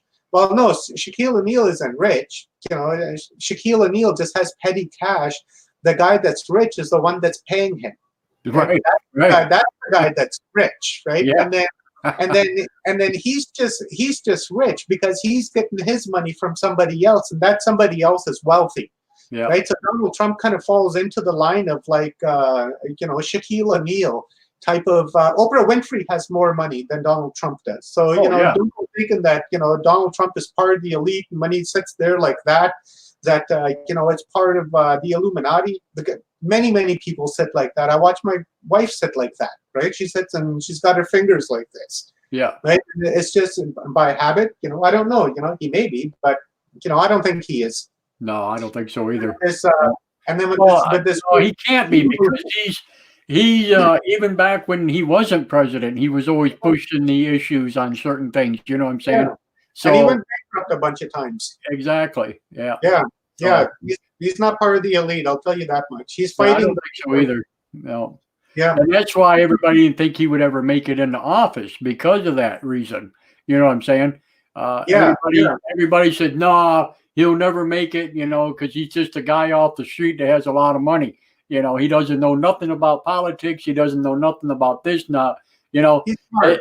And yeah, well, he's a lot smarter than they think he is, because people voted for him, and what happened? Yeah. He's smart, and his political campaign was, I at first I found it distasteful, right? And then I really began to look at the guy, and I was like, hey, he's just calling them out. Yeah. Iron Ted, right? Crooked Hillary and Shifty Schiff, and he's got these names for all these people, and he's like calling them out, saying, hey, you're crooked. And that essentially is what put him into the White House, and guaranteed is what's going to put him into the White House next time. Whoever's going to debate him, if he does debate, he's going to destroy them. It's not part of the plan, or it could be part of the plan where they're trying to remove him because he said he's going to empty the swamp, right? So this could be a fight back, right? With that Nancy Pelosi, she tried, and now this happens, right? So. The impeachment, right? Now they tried to remove him once, they couldn't, and then maybe Donald Trump took signs from that and says, hey, they're fucking trying to take me out of here, so it's time to fight back, and then boom, this starts. Yeah, exactly. That's something. Everything has an origin to something, right? Now we need to look back, because they've been on this guy ever since he got elected. Before. Yeah. I said, I wasn't a fan of Donald Trump. In fact, I found him quite distasteful. Mm-hmm. And I thought his approach was totally wrong, and I didn't like him. But the more I watched him, and the more I listened to him, the more I watched him handle the media, and calling them out on their fake news and fake stream, and calling journalists liars and shit. That grew a little bit of respect in my eyes, because I was like, hey, that's what I would do. I wouldn't give that person a time of day, or that person a time of day, because I know they're going to bullshit anyways, right? So right? So the more I watched him, the more I began to like him, right? So I was like, hey, it kind of grew on me, right? Exactly. Yeah. Kind of like Justin Trudeau. People are giving him, they're not cutting him any slack. They're saying, oh, he's behind the 8 ball, and he's this and he's that. And, the guy's working hard. He's in quarantine. He's locked down in his house. He's working 24 hours a day. He's trying his best. And people just have this political agenda to where they're not, coming together and giving him a chance. Right. And the meanwhile, the guy's working hard. He's not behind the eight ball because we've got 425 cases, and he shut the borders to the world. Yep. Donald Trump shut the borders to China, Right. and when this shit first started. Look at the slack he took. Yeah. Oh, yeah. Right? It kind of bought him some time, and essentially Justin Trudeau did the same thing. It's just buying himself time, because the other day they said that up to 70 to 80% of the Canadian population will be infected with COVID. Right? They're absolute certain about that. Wow. Right? So now they're rolling out like they want to test everybody, right? Because the idea behind not testing everyone, is a bit redundant, because if you don't test people, how do you know that they're not the carriers and the spreaders? You Right. need to check every single person. Yeah. Never mind checking people who have it. They have it. The ones that you should be concentrating on is the people that don't have it. Right. You should be going and testing them, and if they don't have it, they should be given the order to quarantine to Yeah. remain healthy. Right? Not the opposite. These guys are doing the opposite. It just makes no sense. Like I said, standing on fucking stages too, elbow to elbow to elbow, shaking hands. Meanwhile, they're telling you social distance, social distance. Just Yeah. I had makes to no- laugh because first thing out of Trump's mouth this morning when he got up on stage there, he points at the crowd in front of him. He says, "Well, I'm glad to see you guys are using the, yeah, social Well, distancing. yeah, right." Yeah, And I mentioned the same thing to Amy, and I said, "Look at all the people behind them." exactly. I said the same thing. I started laughing. I go, "Wow, them people behind him ain't doing it." Matter of fact, that one girl, I didn't think she ever thought she was going to get up on stage. She was so worried about not getting there. You know what I mean? It A little was funny. short one? Yeah. yeah. Yeah, the little Indian woman there, Yeah, yeah, she was quite concerned she wouldn't make it up there. Yeah, I'm like, Same wow. with same with the Secretary of Finance. Right, I yeah. realized, I was looking at him and I was pointing out to Amy. I was like, "Look at this guy. It just doesn't look right. Looks like an accountant. Look Yeah. at him. It just doesn't look right because his posture just wasn't. Wasn't quite right. Yeah. Yeah, it just wasn't right. I was watching him. I wasn't even looking at Trump. I was looking at him and the woman that was standing next to him. And I was mostly watching their eyes, right? And then I paused the video at one time, and I said, "Honey," I said, "look at Pence." I said, "It looks like he's got like brown eyes or hazel eyes." And I said, "Look at Donald Trump. He has green eyes or hazel eyes or brown eyes, somewhere to that rather."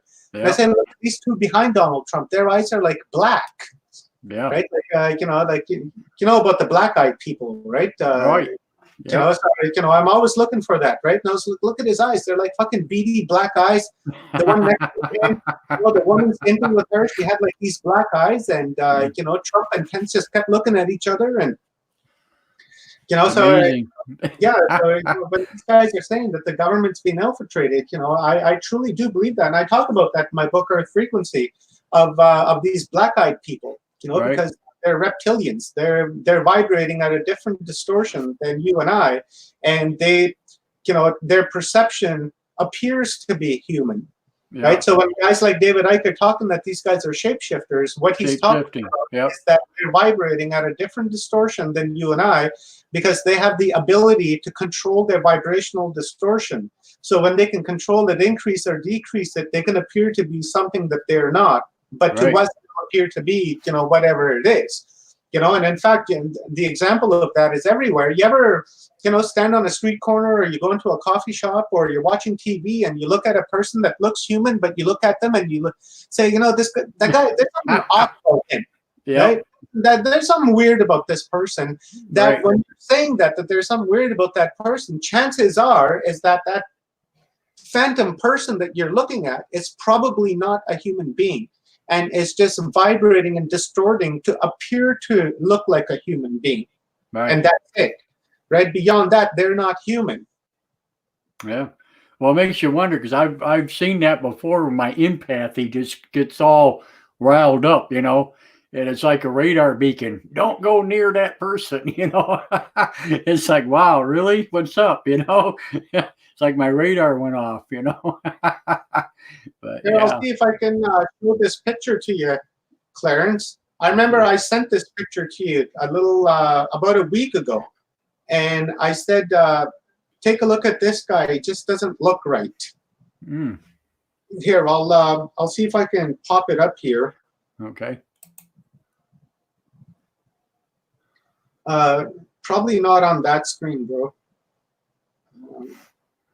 Man, where is it? I could have sworn I sent it to you, but the further I go back, it doesn't look that way. Okay, Yeah, you know Rob what? says I get the same thing, Clarence. Yeah, absolutely. My empathy just shoots to the moon, you know, and I'm glad I have that, you know.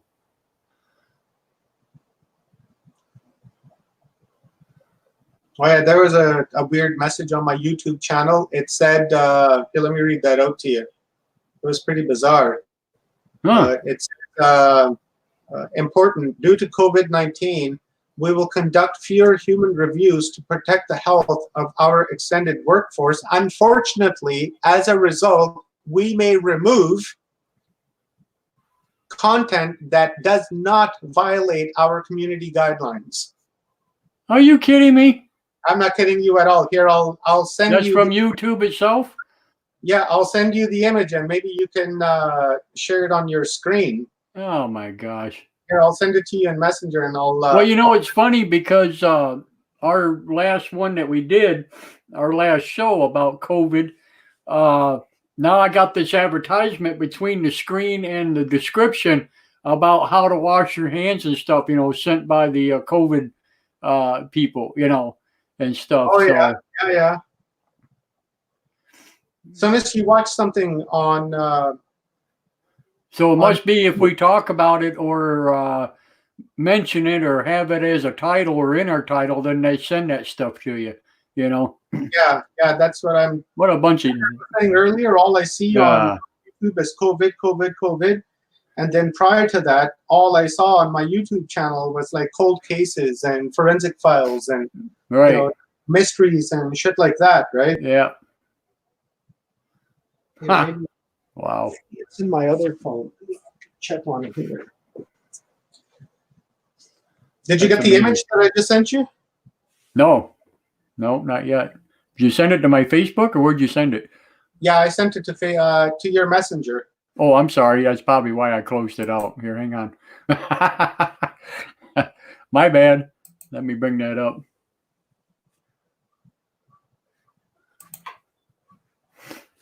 I just wonder if it's this one here. Anyways, people that you see that look weird and you just got a sideways feeling about them. I'm not the only one that's mentioned that. David Wilcox has also mentioned that.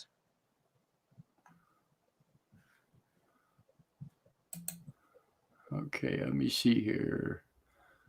Come on, load up. There we go.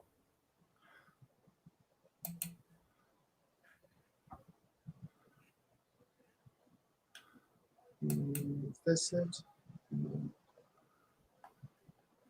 Okay, this is a picture of.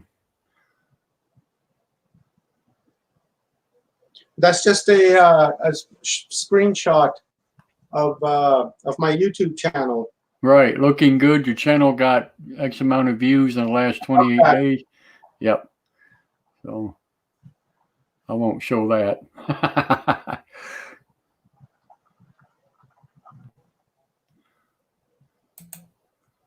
Yeah, I can't find that image now, but that was a perfect example. I took a snapshot of it. Snapshot of it when I was watching one of the forensic files in case. This guy was charged with murder, and he was guilty of sin. So when I saw this guy, I was like, holy shit, look at this guy. Wow. This guy's offside, and I could have sworn I sent you the picture, and I said, "Hey, Clarence, look at this guy. He doesn't look right. Doesn't look right. Yeah. Yeah, like he almost had like fish eyes, right? Like his eyes were like almost to the side of his head. You ever see anything like that? Like you look at a person and their eyes are like literally on the side of their head. Yeah. Right, like that's what I'm talking like ET, that kind of ET. And we've had so many talks. It's got to be like way back there.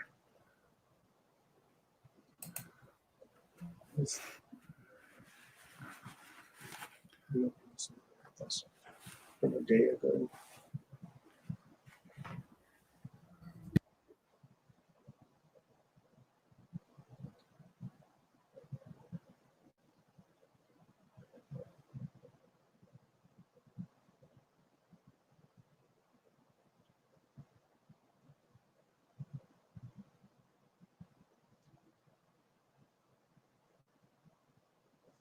Okay, I don't know. If I see it in the future, I'll send it to you.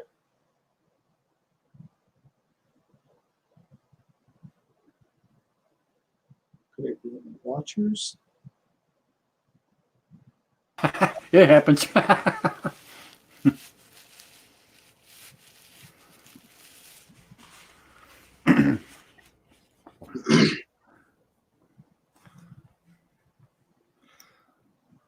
Yeah, I don't know, man. I Well, sent you in the meantime, let me, I want to share this video real quick with people. Sure. And this is what I was talking about earlier, actually on our last show we did together on here about the meteor deal. Oh yeah, And, yeah. I just wanted to share this so people can see this, and let's see here. I gotta share the audio. Chrome tab. I have to do all this one at a time, otherwise I'll miss something.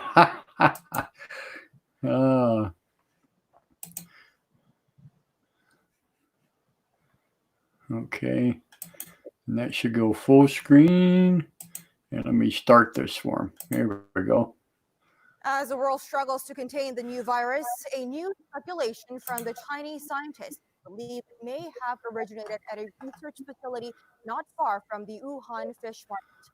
While they say more research needs to be done to find solid proof, such labs are known to contain disease-ridden animals, including hundreds of bats. Kim Hyo-sun with the details. Amid the continued spread of the COVID-19 virus, there's rising speculation the virus could have originated from a government laboratory in Wuhan rather than the widely held belief that it emerged from the city's Huanan seafood markets. Citing a report published by Chinese scientists, a Chinese language newspaper published in Hong Kong, Mingpao, and the British daily The Mirror explained Sunday that the Wuhan Center for Disease Control, or WHCDC, could have spawned the contagion in Hubei province. According to the report penned by Bo Tao Xiao and Lei Xiao of the South China University of Technology, the research lab, which is only 280 meters away from the Huanan seafood market, kept disease-ridden animals, including more than 600 bats. It stated that while it's plausible the virus was leaked from the lab and contaminated initial patients in this epidemic, more solid evidence is required through future study. The report also raised a possibility that the Wuhan Institute of Virology could have leaked the virus while it was carrying out tests involving Chinese horseshoe bats. Against such a backdrop, an article published by the Washington Times late last month is garnering attention as it raised the possibility that the disastrous outbreak could be the accidental result of biological weapons research.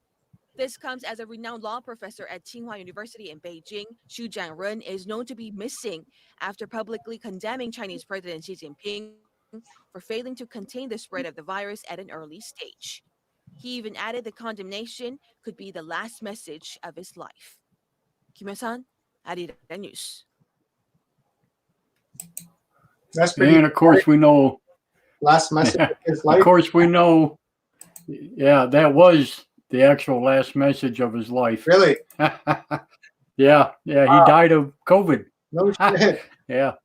After they shut him down, well, that was the one school teacher, and he tried to warn people before and stuff, and they actually arrested him. They went and found him and they arrested him, brought him in front of the magistrate, the magistrate, and they told him, "Shut up, don't talk no more," or we'll put you in jail. Yeah, and so they released him.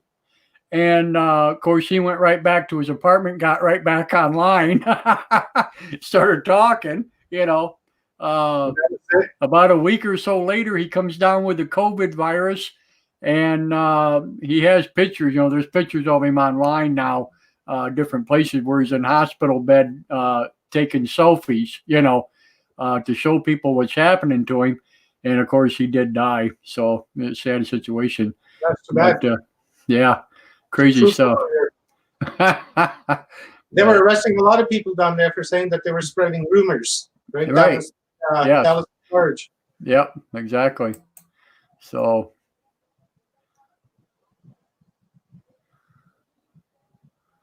crazy stuff.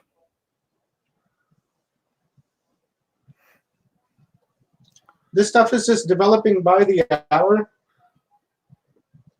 and got to really stay on top of it in order to really know what's going on. Because these guys, man, they throw in press conferences every hour, every 2 hours. Right.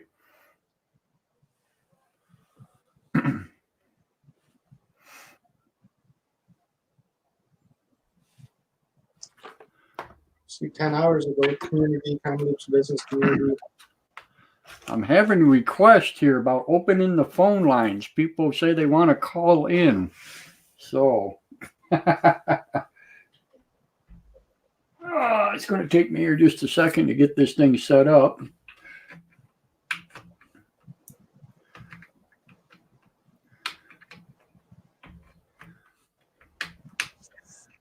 Get this thing plugged in here.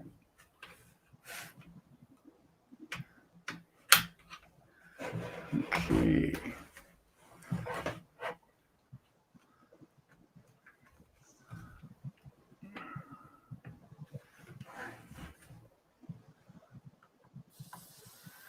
Also, I got breaking news here. BC declares public health emergency following 3 more COVID-19 deaths, 83 new cases. Really? Where was that from? British Columbia. Wow, the BC, huh? Now, has that changed? Yeah, look at that. Hang on. Let me bring that up full screen here so people can see it. There you go. Wow. Unbelievable. So did they update that on the other site now or not? I'm not sure. Let me go and have a look. It said 83 new cases. Yeah. I'm just curious of how quick they're Yeah, me too. updating that. You know what I mean?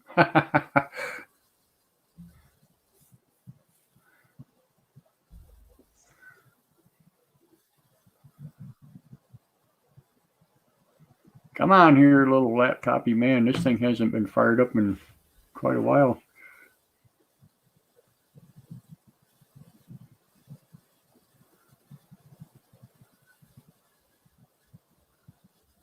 Okay. So Canada, 598 now. 598 now. Okay. So Yeah. they are updating it. Wow. Yeah, 598. Well, that's pretty fast then. Yeah, it is. Let me go check the other one. I'll reload this screen.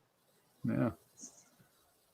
So it says Prime Minister Justin Trudeau is looking into recalling Parliament for a brief period in order to pass additional legislative measures, such as changes to employment insurance and potentially even enacting some aspects of the Federal Emergencies Act as Canada continues to ratchet up its response to COVID-19.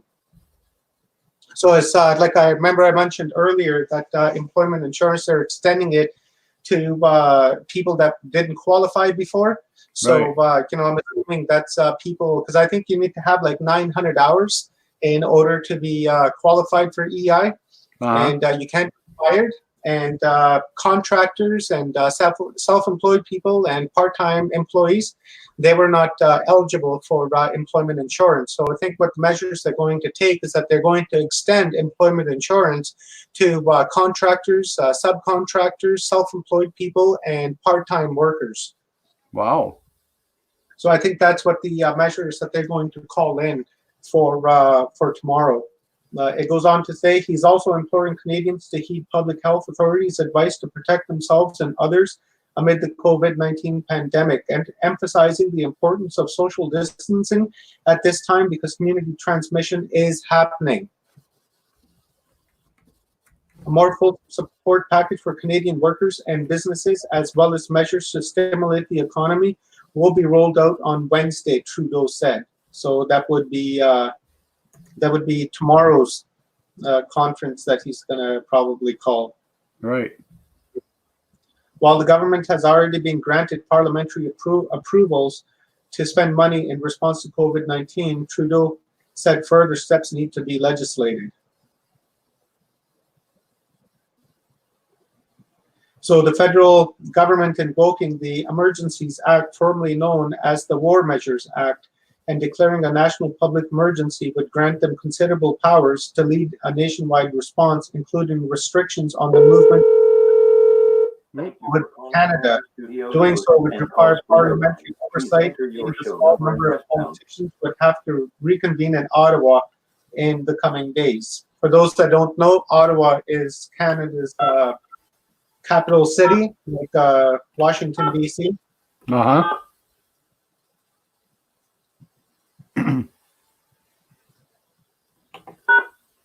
Enter your 6-digit PIN number. 291097.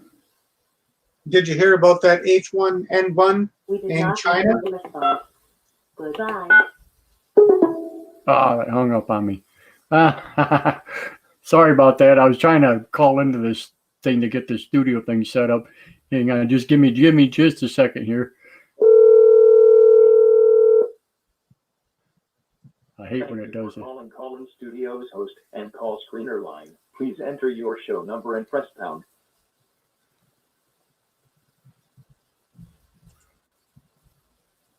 Come on.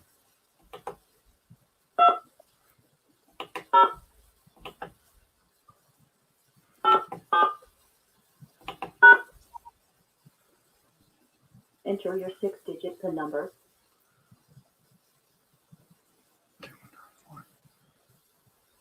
Ah.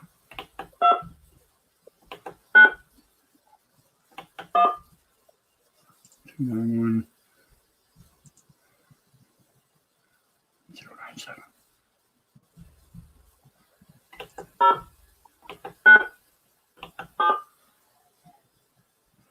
Welcome, host. You have not started a show session in Collins Studio and cannot yet receive calls on Closer Encounters Radio. Please visit the Collins Studio website and begin your session. Music will play until your session begins, or you may call back So when one you side are is ready. behind. There's What was that, Omar? I'm sorry. the surveillance dashboard COVID from University of Virginia is behind because it says Canada 441, and on the Worldometer it has Canada at 598 plus 157, and Wow. yeah, it's not much. Only 10 people have recovered in Canada out of 441. Wow. Still think there's that 0.03%. Yeah, really. It's more like a 25% kill rate.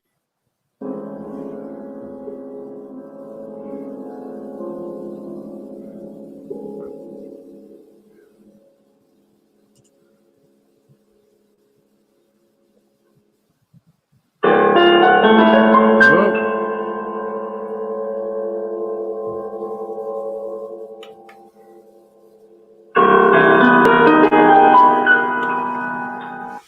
Welcome, host. Wow, You that's are now in the amazing. host room and can manage your callers from the Collins Studio web interface. Okay, folks, the number is up. 855-836-7394. If you'd like to give us a shout, we are on the air.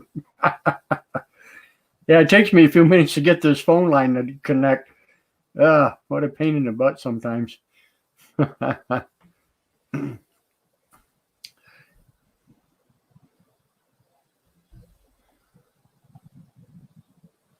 And we'll see what happens here.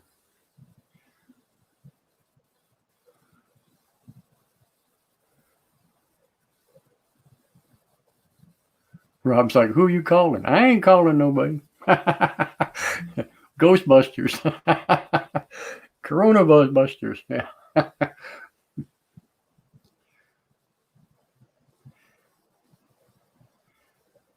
Grocery rules for your coronavirus lockdown. Buy beans, freeze milk, don't hoard, and more. Wow. That's coming out of CNN, though. Those guys, they can't be trusted. Okay, we have a caller. I believe I know this number. I think this is Alex. This is a 910 number. Hello, caller. Can you hear me? Hey, Clarence, how you doing, buddy? It is Alex. Okay. What's going on, my man? I am actually I'm literally at 2% battery, and I'm trying to literally get to a charger so I don't lose you guys, because when I was on the phone listening to you guys speaking, I received contact, which I haven't received in 2.5 weeks. Wow. Which means a window has opened, and I have some information to share that touches on what Omar's talking about. Mm-hmm. Hold on one moment. I just want to ask everybody in the room if they can hear him on the phone. Can everybody hear him on the phone? Can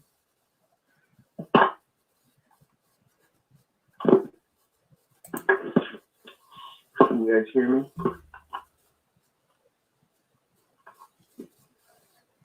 Can you hear him, Omar? I can hear him, yes. Okay. Hi, Alex. Can you guys hear me? Yep, we're all set. Go ahead. All right. So I'm actually literally going down the stairs. I'm getting my charger. I had to run inside. Oh, okay. I'm sorry, guys. That happens. I'm almost there to be able to do this correctly.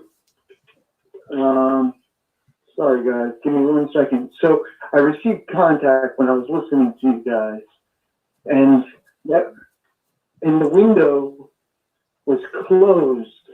It opened up because I'm waiting for the spring. As I explained to you how transmissions work, basically good and light, dark and forces, they change frequencies, and now let me get in here. Let me plug this in. I'm sorry. You guys talk for a second. Let me just plug this in. No, we're okay. Don't worry about it. Take your time. No hurry. So, Clarence, while we're waiting, let me hop in there, Sure. and I'll show you this. I'm literally almost there. I keep seeing this continuously, and this is I'm literally at 1% now. this is another form of fear mongering. Good. We're connected. That was So, Coronavirus pandemic. I'm here. Okay. So listen, guys. Closed. Okay, hold up, Alex. We all know that. Alex, I'm Can you hear sorry. me? Yeah, hold on just a second, Alex. Omar was talking there. I know you can't hear Omar because I'm using the headset, and but they can hear you because you're on a separate speaker. So yeah. Yeah, not a problem. Gotcha. Yeah, he was just showing us another update on that deal. How many was that, Omar? Did it So say? this is a good form of fear mongering. Oh, gotcha. Pandemic could see 15% of BC restaurants close for good, says industry. Now let's think about that for a second, Clarence. How are these businesses going to close when they have their restaurants? They don't have to pay rent. They don't have to buy food. Everything's in the fridge. So when this pandemic is over, they go back to their restaurants and they go back to work and everything starts all over again. Right. So how is it that 15% of restaurants are going to close? That's a good question. I don't know how they would do that. It's fear mongering. They wouldn't Yeah. close because I wouldn't think so. No. it's a turnkey operation. Say I own a restaurant and today I get put into lockdown, and a month later or 2 months later or 3 months later, I go back to my restaurant. My restaurant is still there. My clientele is still there if they haven't died. Mhm. And I might have to clean out my, my cooler and my freezer and get rid of all the old food that's gone bad. But beyond that, there's not going to be really a serious a penalty or a cost to it. I can just reorder my food. My food will show up in a couple of days, and my restaurant is back in business. Right. Right. That's the same thing with the shoe store. right? How's your shoe store going to go out of business? Suddenly people lost feet, Yeah. right? And, how is a liquor store going to go out of business? Suddenly people don't want to drink anymore. Like your booze stock is gone, so it's not going to be replenished. It's just a form of manipulation and fear mongering, right? Right. You're going to lose your restaurants, and now there's going to be all these people that are going to be sitting down stressing out that they're going to lose their business, right? When See, it's now not that's the difference between what Trump is doing, because what Trump is doing is telling the businesses, we're going to take care of you, Yeah, not yeah. to worry. So, It's these Yeah. mixed messages that continuously come in. yeah. Right? One hand saying you're going to lose your business, and the other hand saying, hey, don't worry about your business. Mhm. Right? There's that constant, continuous confusion there. Right. Wow, that's crazy. All righty. Well, we got Alex with us here on the line. He says he had contact during our show here. So let's bring Alex on. Alex, are you still with us, sir? Yes, sir. So I was listening to you guys because honestly, I was just relaxing. I grilled out for the family, and it's been a hectic day with all this stuff going on, like what Omar's been talking about, and Mhm. getting ready and stuff like that. And it's been weeks since I've had the contact. As I was watching your show and you guys were talking, I did receive contact. The message that I did receive was this, and I'll read it verbatim after I decoded it. Remember I was telling you about windows, and depending on the season, different windows open and close and contact, good and bad, in different forces. So the Lyran forces have actually made contact. The window has opened. They said, I should listen to when it is in you. You have been deceived by the many people that the empire is a long way off. He warned it can be said that everything is in the power of your mind. Your eyes turn influence the image to know more of you. What is worse is coming, but the fight will come to you. The fleet order, and he cannot come to you until the time is right, while the first receiving the forms of the command of his brother.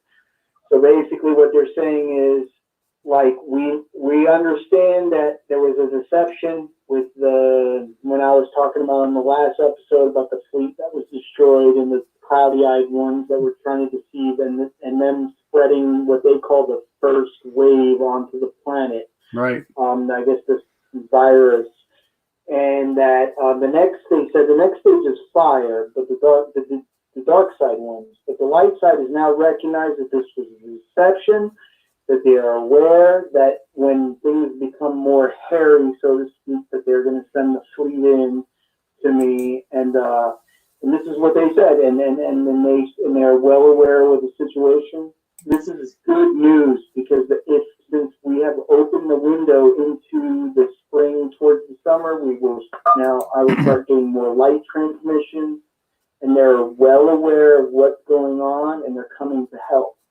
And that is, in real time, while I was watching, relaxing, I was not expecting contact in weeks, and finally we have now received from the House of Kings, from the Kings, that they're okay, they're well aware, and they're here to help. So this is great news. Wow, that's pretty cool. Huh. Damn. So what do you make of all this? I mean, I'm wondering why they. What do I? Yeah. What do you make of it? I mean, as far as do you believe it, or you know what I mean, or is this the other guy sending you a false message? Yeah. So I think that. Honestly, I believe that we with the way I've been analyzing the data since 2014, I believe that this gives us hope that that good things will be coming, but there will be some hardships, Mm-hmm. and it's going to get worse. And I knew that the cloudy-eyed ones and the dark side ones their transmissions were going to be ending soon because of the end of winter going into spring. And now that I have the confirmation of this, and I have asked questions back while we were on the show, so we'll see what they respond. But this is over the data over the past since 2014. This is a good sign that they're well aware of the deception. They're well aware, and they're going to be helping. In what capacity and what timing, I don't know, but at least there are others that are aware and are willing to help, especially coming from Lyra. It is such a relief. Mm-hmm. And luckily with you guys having this conversation, I mean, nothing is coincidence with you and Omar having this conversation, and then I receiving the transmission that, I mean, it is divine in itself, and it is very important, and I believe it to be true, because we're not in the time frame of when we would get the tricksters, or I would say the cloudy-eyed ones, or the dark side, because now we're in a different window, and I've been waiting for it. It's been weeks, and then finally, relief, we have it, and we have confirmation, and Fleet is going to be on its way. Will it arrive too late? Maybe, but maybe not. But at least there are others involved, and we're talking outside of this system. So whatever happens and transpires, there are forces on the way. So have faith. Right. Wow. Awesome. Damn, that's cool. But I was like running out of battery, and I was just trying to get the call. I was like at 2%. I'm like, oh my gosh, I can't believe it. I was talking to BJ and Doug, and and I said, I can't believe I got contact right this moment. Like, and I had to decipher it. And then when I saw the message, we were talking a lot, so I didn't want to be rude on your show. Right. I was so excited. I was just rambling, because then, you know, in these dark times, we have to have hope. And otherwise you could give up. You know, people give up all the time, but Sure. there are greater things going on out there, and these are little things that are covering up. These are big things, but they're covering up all these layers of this onion of what's going on in the world, all the way out into the cosmos. Yeah. But I've just got confirmation from an aspect of the cosmos that is fighting this dark side from the light side. And that's really good, assuring news. I mean, I didn't expect it at all tonight, and I got it. So Oh, that's cool. Really happy. Absolutely. And let's burn through this, whatever COVID, and let's turn this thing around. But at least they're aware, you know. And I don't know who else out there has gotten anything, but I did, and I got it documented now, and it's just awesome. But anyways, I didn't mean to take up the show. I just wanted to share. Love to come on again, maybe tomorrow or whenever you are available. I'll be able to go into more detail, but that's what I got. Oh, that's pretty cool. I'm glad you did. Thank you very much for that. That's awesome. Cool. Yes, sir. How, Clarence, how did Alex get this message? Like, what was in which form did it come into? Was it digital, psychic, or physical? Like, how did this message come about? Mm. Yeah, sure, Omar. I know we haven't talked in a long time. There's so much based on the data that I've collected over since 2014. What I've noticed in the trends and what I've been told by them on both sides is that there are encrypted lines, and I have telecommunications and private investigators in the meantime who have investigated into this. They can't make any tails or heads of it, but what the telecommunications and what I've been told by contact, these are encrypted lines. They are, I get contact from all sides. I'm up to, when I talk to you, I know I've already had like 3 or 4 races. I'm up to 28, and basically, once the line is compromised, the encryption, then they have to cease that line. And based upon those seasons, spring, summer, winter, fall, you get different forms of communication based upon what it is and isn't that is making contact with you. And then there's a phase in between each, like a spectrum in between each season.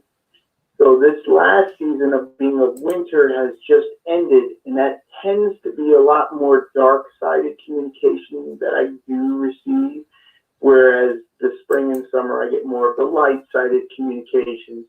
And I've honed down that the Lyran communications will usually begin within the spring and end at the end of summer by August before I start getting others. And on top of that, every time we cycle around the sun, because of what I've been told who I am and stuff, like I get more and more contact from other races and other allegiances, whether they are neutral, light-sided, or dark-sided. But the Lyrans is where I'm supposedly from, what I've been told, and they have commenced with communication once again, and they're assuring us that their fleet is on standby and ready to come. So that is for sure. And, Yeah, but this message is, this message we received during this this stream is the one that that I'm wondering about. Like, how was it delivered to you? Like, was it digital to your phone or like a psychic type of download?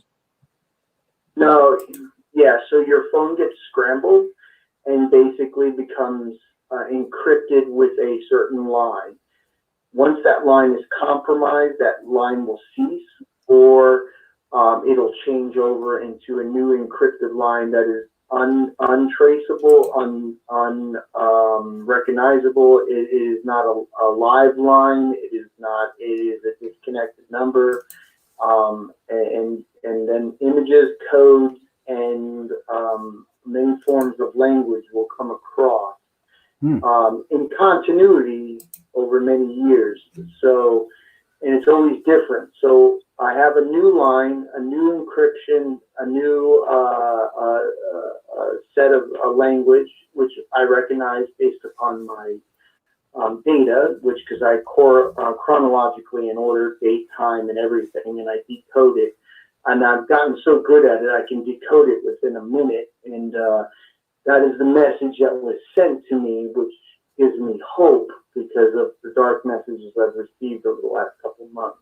I'm sorry. We haven't caught up, Omar, in forever, but there's so much I can share. You have no idea. There's so much stuff I got to share with you. Cool. Yeah, over to that. Wow. Pretty amazing Yeah, so stuff. anytime you want to talk, man, I'm good. I'm back up to 11% now. I ran upstairs into the thing. I was like, oh my gosh, I got to tell them, because I just felt it's imperative. Because I mean, they know what here's the one thing I know. They know what I think, say, see, and speak in real time.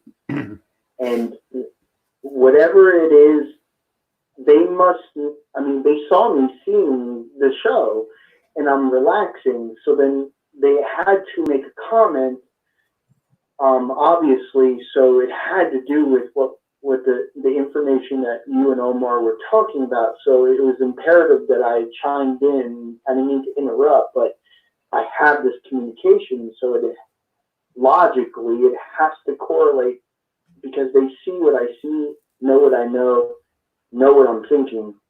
And I was totally concentrated on this. Wow. Plus Doug was on.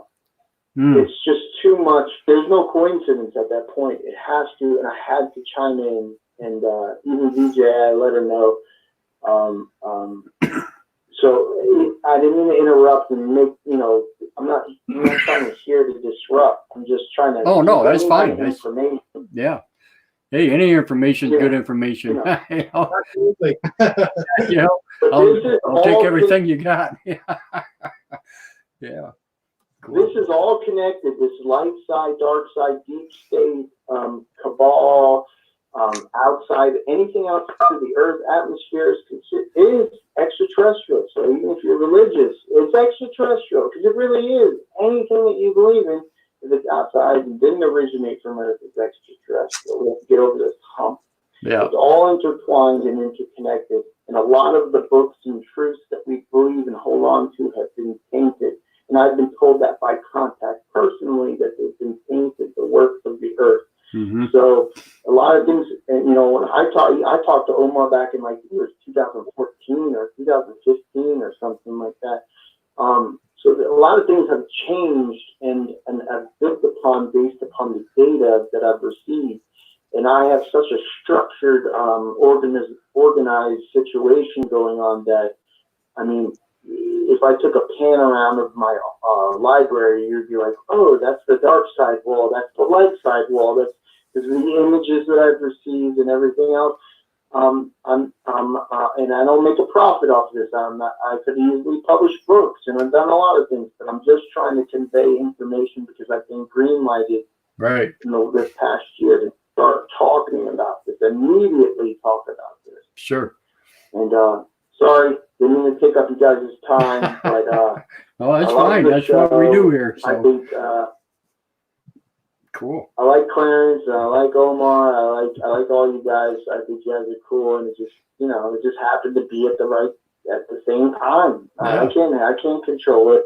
No, that's awesome though. I'm glad it happened. Yeah, cool. Good for you. Fantastic. Awesome. Well, there you go. Yeah, world news. Or out of world news. Yeah.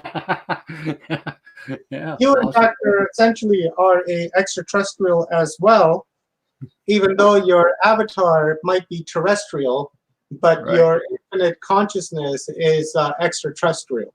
Yep. So this is a extraterrestrial experience, because remember, you're a pinpoint of the infinite consciousness, and that is an expression of the infinite consciousness that is interacting with this frequency, which we call Earth. We've designated it Earth, and we use an avatar to it.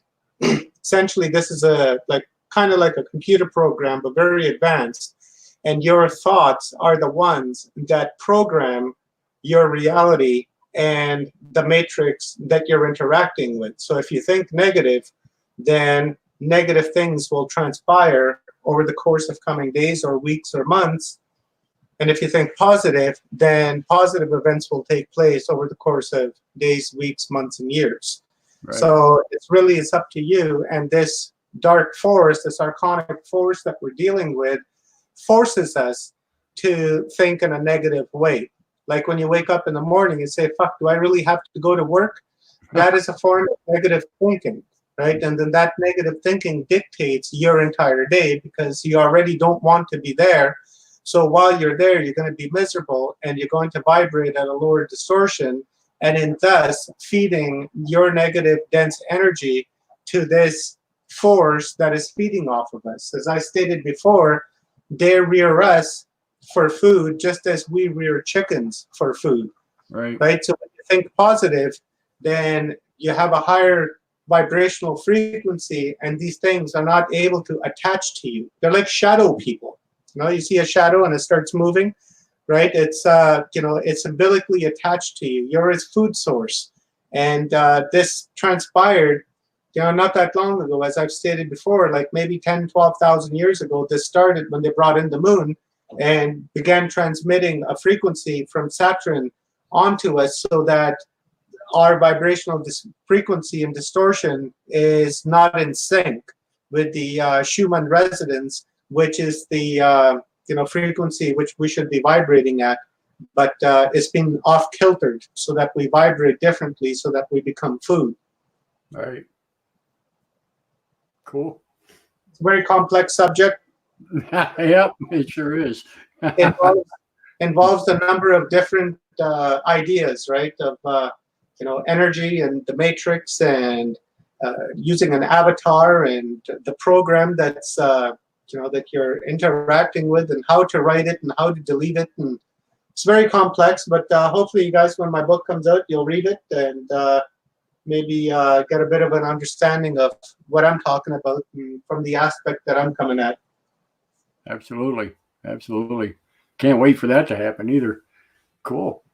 Yeah, me too. Almost done, but there's still a lot of work that needs to go in it, because once it's final, right? I can't go back and change it. Right. Yeah, exactly. Yep. Cool. So you have anything else to add there, Alex, or? No, I just want to, Omar, I'm curious about I'm curious about what your thoughts are about, so what I've learned about myself is that I was created 1,000 years before my body, and I was sent here for the end of this age, for the final battle of kings. And I'm just curious, because we talked many years ago, and I'm just curious any ideas or anything that you can share, because I can only go off of the data I've collected so far. But this is what I've been told. Have you heard anything from anyone else or anyone? Because there's supposedly 11 others like me here on the earth, and I only know of one other. And I've been searching, man. I'm up to like 300 books on my bookshelf. I can't find anyone else like me. Wow.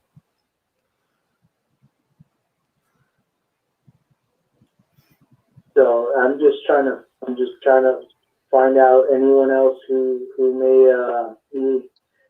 Who knows something about it, huh? place that it just receives, consistent contact. That like for myself, I'm told I'm a prince from Lyra, and I have 3 factions underneath me, and Right. the House of Kings, the House of Nicholas is my house, and the King of Kings, and supposedly the council has others, and I have yet to hear.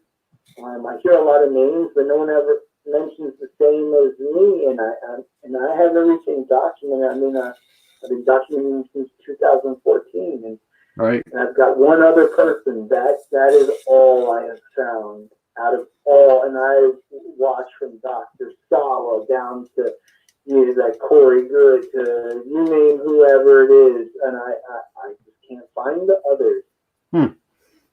Wow. You're the chosen one.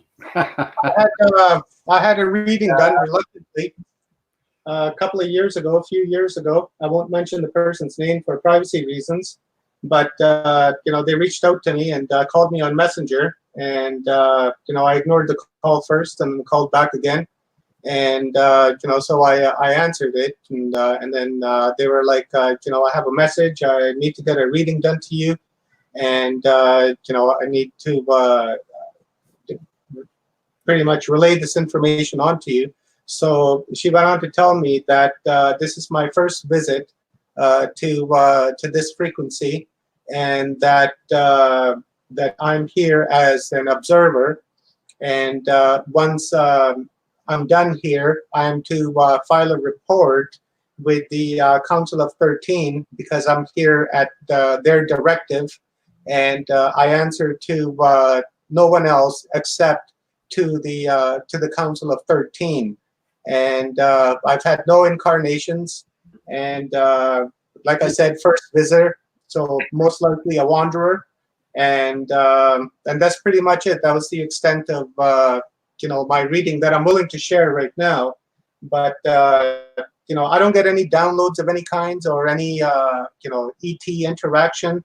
But the book that I'm writing, Earth Frequency, and the webinar which I'm putting together about Saturn, it feels like that this information is suddenly there. Like today I'll be writing about something and I'll have a pretty good understanding of what I'm writing, but when I wake up tomorrow and I start writing, it seems that I have a new set of information in my brain. And then I go off that and I research it a little bit, and when I find that a few dots connect, then I start to write it, and then as I'm writing it, I continue my research into what I'm writing to make sure that that it all jives, right? That I'm just not writing things down, right, without clarifying it. So that's the extent of my communication. I call it a communication because one day I have knowledge about something that I didn't the day before, right? Or an insight into something that I didn't have before. So Right. I don't know what one would call that. I call it an epiphany, right? But beyond that, I'm not really quite sure. I wouldn't call it contact, though. I would call it, just kind of vibrating at a different frequency, and I tune into it sometimes, and suddenly I have this information. Right? Kind of like out of the ether, Right. right? Reach into the ether, and the info comes out, right? See, with me, I just get downloads in my mind. That's how it works. And Yeah. all of a sudden, I just get like an awakening, and it's like, damn, I got to write this down and remember it. That's where all these theories and stuff come from. You know what I'm saying? Yeah. Suddenly something makes sense, right? Yeah. That's exactly what I was explaining to you the other night. Is that that's how it all started for me back in 2014. Mhm. Is that I would get what I would call my epiphany, and I would literally write them down because they would be outside of my pay grade of understanding. So like my wisdom, it felt like it really expanded to such a level where I just had to start writing. And it was on all kinds of things. And then I started getting contact to compliment my writing, saying, yes, that's correct, or it's not correct, and of that nature. But what I'm going to do for you guys is, because of all the recent updates, is that the next time I'm on live and on video, I'll go in my library. I'll share with you all of the images that I've received, so you can actually see in great detail from all sides, and it'll complement a lot of things that you guys are talking about. But yeah, I totally agree. Is that these epiphanies will just come. I don't know if you want to call them downloads, or if you want to call them, spontaneous epiphanies, or. Right. But yeah, it would just start, and there's a time limit on it. It's not forever. It's like a short burst of this knowledge, and you would I would just start writing, and then and if I would get it on correctly or not correctly, I would get contact in real time that would say that that was correct, except for this, that, and I'm like, how would anyone know that unless the government's listening to me, or I'm getting real encrypted contact? So, but we go into all that because the government is listening to me, but I also have contact, so I gotta make, and I can prove it, so I have all that. But Sure. It's been a long time since I talked to Omar, but yeah. Well, there you go. Yeah. Awesome. Good stuff. I'm still alive. There you go. That's cool. Right? I'm still alive. Yeah. So, That's what counts. Yep. Awesome. All righty. Okay. Well. I didn't even do I'll get off the line so you guys can finish up and do your thing. But Not a problem.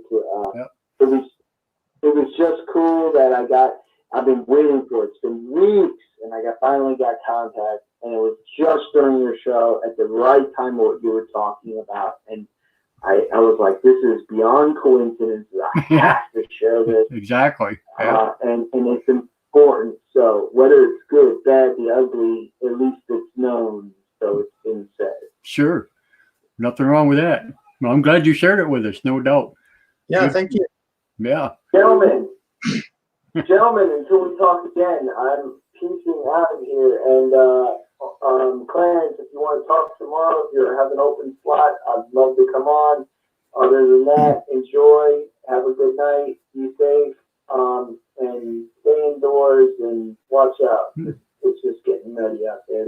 They're taking them on the dark side of the cabal, and this is all a layered onion, and we're gonna go through it. Right. Yeah. Yeah, not a problem.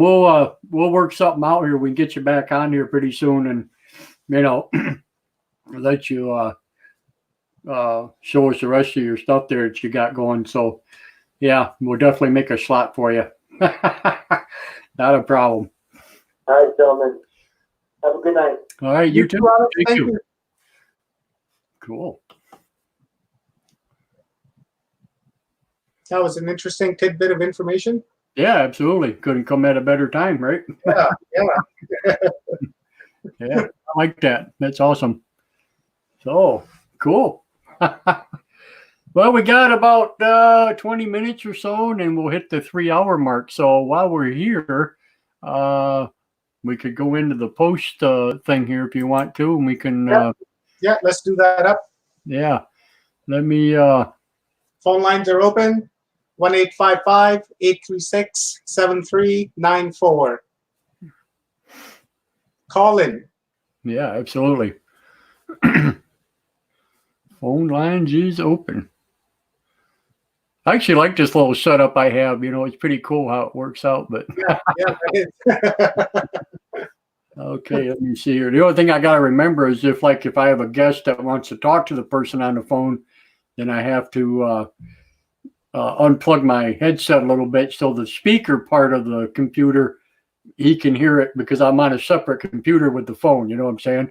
You know, when you sent me this link, I opened it off of my phone because it's browser based, right? So, you know, the option for you also is available is that you could just send the person a link, right? Or you could post this link, invite to this studio into the comments there, and anyone with Chrome, which every phone has, can open it, and they can join you right here in the studio as well. Oh yeah, true. Yep, absolutely. Yeah, so if you guys don't want to call on the phone, if you'd rather come on live, just throw it in the comment or something, and I can shoot you the link to it. So yeah, that'll work. It has the audio, video, so if you don't want to be video, you can go audio, right? Yep, So absolutely. Yeah, we can hide you. Not a problem. Not a problem. obviously, we're not shy. Yeah, that's for sure, right? That's for sure. Okay, let me see here. I want to. Let's see here. Just kind of. Can everybody see the? Yeah, Okay, cool. she just lost her coffee. Yeah, that's kind of funny. They were laughing about it. That's what we need. Good old Will Smith to wipe our memories. This one here, this was asked, has anyone heard about alien bases under Brown Mountain in North Carolina? And there was probably like 7 messages on it, or 7 comments on it. And of course, I I made the comment on it, no base, but strange things do happen there. If nobody knows what that is, it's the mountain there in North Carolina. You've probably seen it on TV a few times where these orbs all of a sudden show up on the side of this hillside, and people see them every so often, and they've done a lot of investigating on it. And they've had college students at one time went out there to see if they could capture them on film, which they did, quite ironic. And but nobody has yet been able to come up with a with any kind of a thesis or a theory on what they are or where they come from, and quite remarkable. But Brown Mountain's been around a long time, as far as the thing goes. But it's pretty cool. Let's see. Here's a question from Doug Fish. Doug says, is it normal to walk through doors and see a different reality and experience different emotions and that are not yours, and see landscapes that you do not know yet know, some of our Earths, some of not, some from distant past, some of the future, just wondering anyone? Normal is just a perception. Like you could be back nut crazy and grow up in a psych ward. To you, that's normal. When somebody else comes in there and says, "Oh, that's fucking crazy in here," right? So the perception is different. So I would call this more of an experience right? Where you're essentially interacting with another avatar, which might have been you, because you have to remember, we live in a paradox, or we're interacting with a paradox where the past, the present, and the future is all happening at the same time. So in another reality, because you have to remember, you're an expression of the infinite consciousness.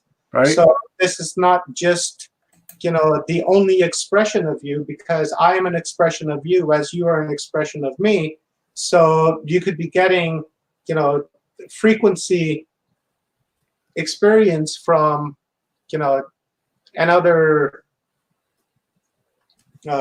aspect of you, essentially, is what I'm trying to get at. Right. What's with the cube? Well, this is a mysterious green rock of Hattus, Hattusa. I'm not sure how you actually pronounce this. This enigmatic green stone is perfectly polished to the point where it almost acts as a mirror, and it is found within the area where the great temple of Hattus once stood. It reflects light, and many people who have touched it say it gives off strange energies. The magnificent ruins of this once great city near the city of Begazol. I can't even pronounce half these words. Anyway, it's in Turkey, where it served as the capital city for the Hittite Empire in the late Bronze Age. Many boulders found at the site include dozens of perfectly drilled holes. Their purpose remains a mystery, as does the origin of this green stone itself, although it is thought to have originated in Egypt. So, Doesn't surprise me. I bet you its original shape was a perfect cube. Probably, yeah. And we had cube worship happening for the last few thousand years. Yep. In that region, right? We have Turkey, Israel, Palestine, the Middle East, which is all Islamic, that worship the cube. We have Christianity that worships the cube because the cross is a cube. Yep. We have the Judaism where they wear the teflon, which is also a cube. So this doesn't surprise me that that this is in that region. Mm-hmm. Exactly. Yeah, it's pretty cool. Written all over that, though. That's kind of what I'm seeing. But again, my thinking is compromised by Saturn because of the research that I'm doing right now, right? So everything looks like Saturn to me. Right. Robert Emerson. All these posts, everybody, in case you didn't know, is coming out of the Ancient Alien group page here on Facebook. So those that are watching the show and are not members of this group, I urge you to please join in. But this is Ancient Aliens theory page. You'll see another one also called Ancient Alien Worldwide. And that one is ran by Leonard O'Neill from Orion Rising. So there's two different Ancient Alien pages. Three. Is there three of them now? Yeah. There's another one that belongs to Hitash. He has UFO India. Okay. And he has that, and then that Ancient Aliens is like all capital letters. And it's pretty big. It's reaching up to like 100,000 people. Mm-hmm. Right? 80,000, 100,000. So that's a really good one too. I visit that one. Cool. A lot as well, along with this one here. You're the administrator on this one, right, Clarence? Yes. Yeah. I am. Yep. One of the administrators. There's like 12 of us, I think, 12 or 13 of us all together. But David Brucker. Yep. David's with us. Kimberly Wright's one of them. Yeah. There's quite a few of them. I think I am the oldest one of the group now, as far as admin. Wisdom goes. Yeah. So I've been in it a very long time, almost since it started, but not quite. It was already running when I got in. And when I first met the group, I told about my abduction story and stuff like that. And then I was invited to be an admin. And since then, everybody that was before me pretty much left one way or the other, you know. So Yeah, I find that yeah. tends to happen on Facebook. yeah, I'm like one of the only originals left. So that's cool. But Matt Bowers is the guy that runs it, and you know, I haven't talked to Matt in quite a while, but good people. You know, they're all good people. So gotta love them, and they do really good work on this group. You know what I'm saying? So, Hang on 1 second, Clarence. sure.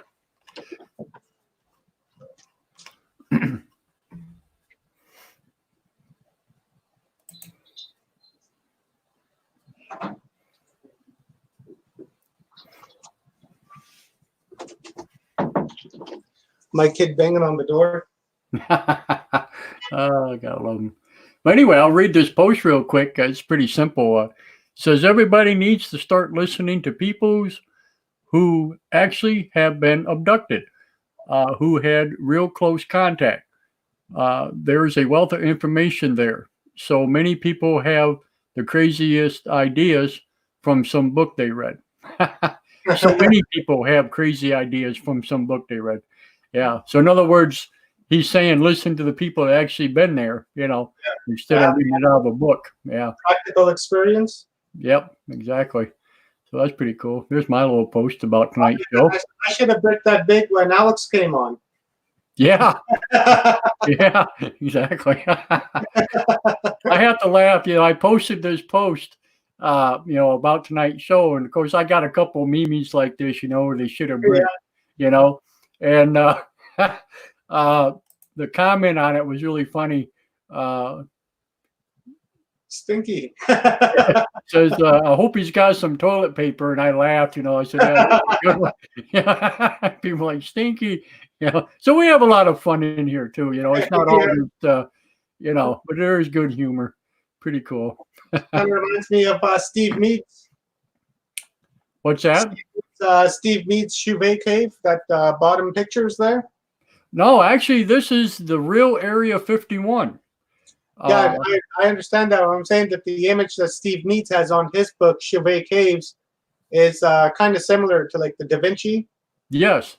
Right? Yeah. Almost looks like it's a mirrored image down here, right? The one to the right. Yeah, I was going to bring this up full. There we go. This is what it looks like from above. Let's see here if we can get, scroll to the next one. There we go. That's a mirrored image. Yeah, that's what I'm talking about. When we did Steve Meads, Right. his Yeah. cover image looks similar to that.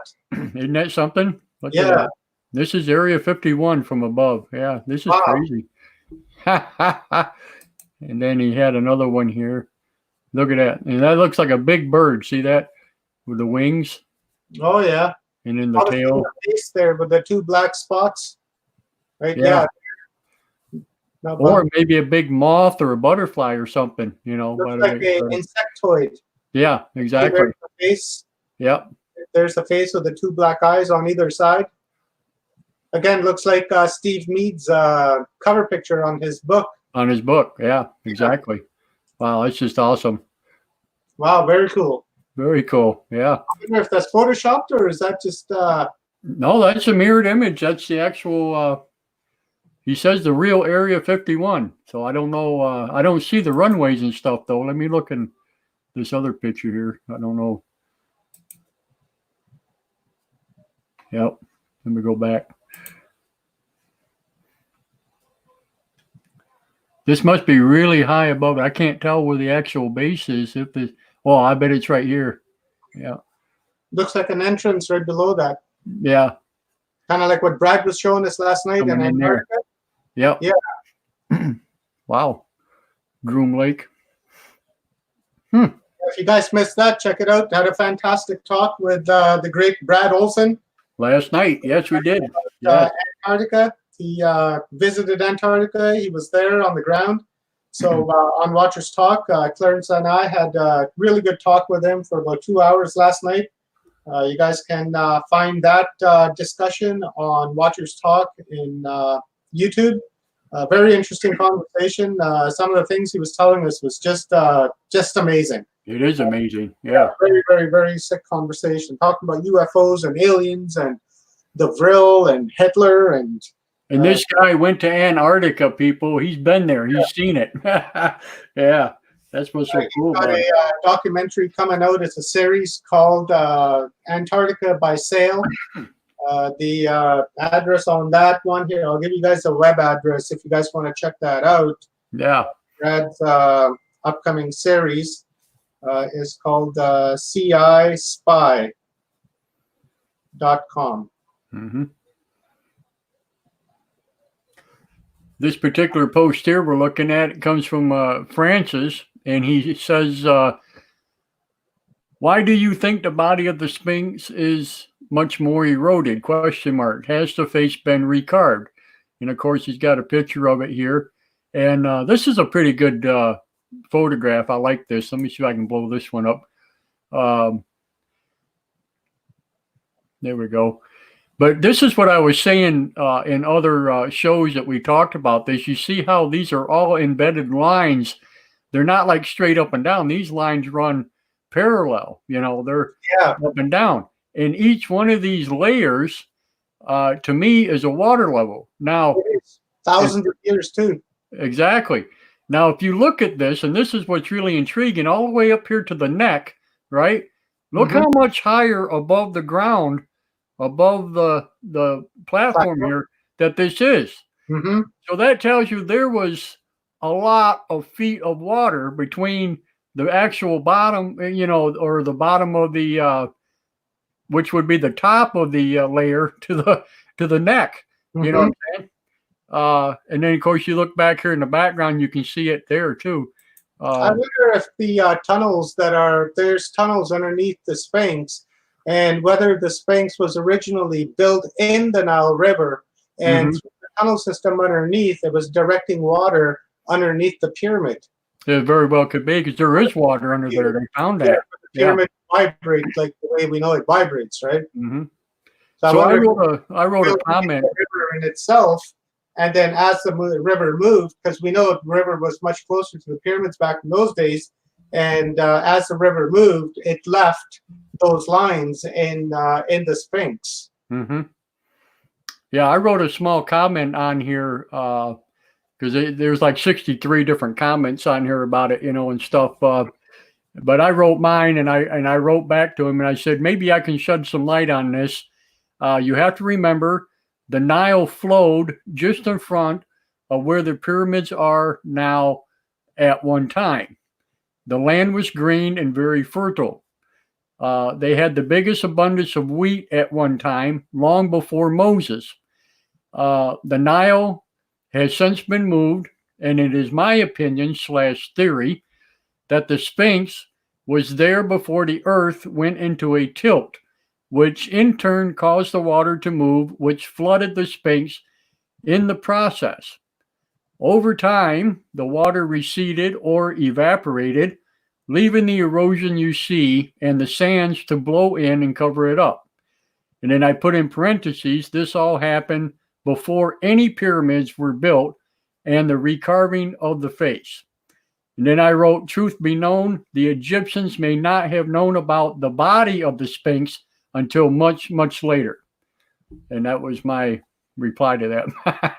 Very true. Could very possibly be that. Yes. Yeah. And he wrote back, he says, Hennick wrote back to me, he says, indeed, the Sphinx is about 12,000 years old. I think due to erosion, the head was damaged and during the Pharaoh dynasties, it was reshaped into the Pharaoh's head. And I wrote back to him saying way more than 12,000 years. At least I believe that anyway. You know, that's what I'm saying. Yeah, I would range the Sphinx to be, you know, minimum 8 million years old. I'm thinking in the millions. Yeah, absolutely. Yeah, the ancient jet stream that today is over Congo used to be over North Africa. And North Africa was very green, lush, and lots of water. And when that jet stream moved, and that time is known as the Tortonian Age. And it was during that time that the Mediterranean and the Dead Sea were created. And then when the jet stream moved south to where Congo is today, of course, it brought brought drought and water disappeared and left Egypt kind of in the state that it is today. Mhm. Right? Jet stream, would probably has probably like a consistency where it moves south and it comes back north and back south and back north, or it could have moved south when when the planet went into a tilt, like George Petrovic was saying. The interview I had with him about a week ago, where he said a comet came in or an asteroid came in, pounded into the Earth, and sent the Earth into the tilt that it is today. Not as bad as it was as it is today, but it started off the event to be in the tilt that it is today. Wow. And of course, here's a post here by Brian Williams. This is the 5,000-year-old propeller. Now, many people have probably seen this time and time again, and nobody's yet be able to identify it, what it is, and whatever. It says Prince Sabu was the son of Pharaoh Ajubu, I guess, ruler from the first dynasty who ruled Egypt around 3000 BC. And this mysterious artifact was found in 1936 in the tomb of Prince Sabu. The mysterious circular object is 61 centimeters in diameter and 10.6 centimeters in height at the center part, and was made with extreme care out of a type of rock called shale, which, according to archaeologists, requires a very laborious carving process. The object looks like a concave wheel with 3 curved blades located on the inside that resemble, however you put it, a ship's propeller, having a hole in the center that is very similar to pulleys of wheels, assumed to function as a receptor axis. The object remains a mystery due to the fact that researchers have not been able to place it anywhere in Egypt's history, nor have they found out its true purpose. And of course, I had a perspective. It's about the size of 2 rulers. yes, yep, Right, the rulers, what, about 30 centimeters? yep, Yeah, so 2 rulers side by side. yep. So I wrote a comment, and of course, there's 41 other comments on here. People saying it's a fan blade and, whatever, blah, blah, blah. I myself believe it's either a water pump device or a mixer blade for mortar. That's what I said. Of course, I don't know what I'm talking about, you know what I'm saying? But being it's made out of rock and shale, shale is pretty brittle. Yeah. You know what I'm saying? So whatever it was designed for, it couldn't have been something for real rough workout. You know what I'm saying? Yeah, yeah. So like the mortar mix and stuff, probably not. It would have probably broke. That's why I'm clinging more to the water pump kind of thing, or possibly propeller, like he was saying. Or it has no function whatsoever, and whoever created that just replicated what they saw. Yes, that could be too. Absolutely. And that's why they're not able to, connect this anywhere in Egypt. So it just could be, somebody saw something, they had a visitor with advanced technology, and they remembered, and they just replicated a piece of it, right? Yeah. Just like a lug nut kind of deal, right? Yep. Absolutely. Pretty crazy. But this is one of those out of place artifacts. Could be a mag for a wheel. Yeah, it could be. Yeah. One of the first spinner hubcaps. Yeah. Yeah, they were way ahead of their time. It's a mag for a chariot. Get your chariot out. This is funny here. The market crash, and toilet paper hoarding over the COVID-19 is a good indicator of why the public can never be told what's really going on in Area 51. Yeah. Yeah, ain't that the truth?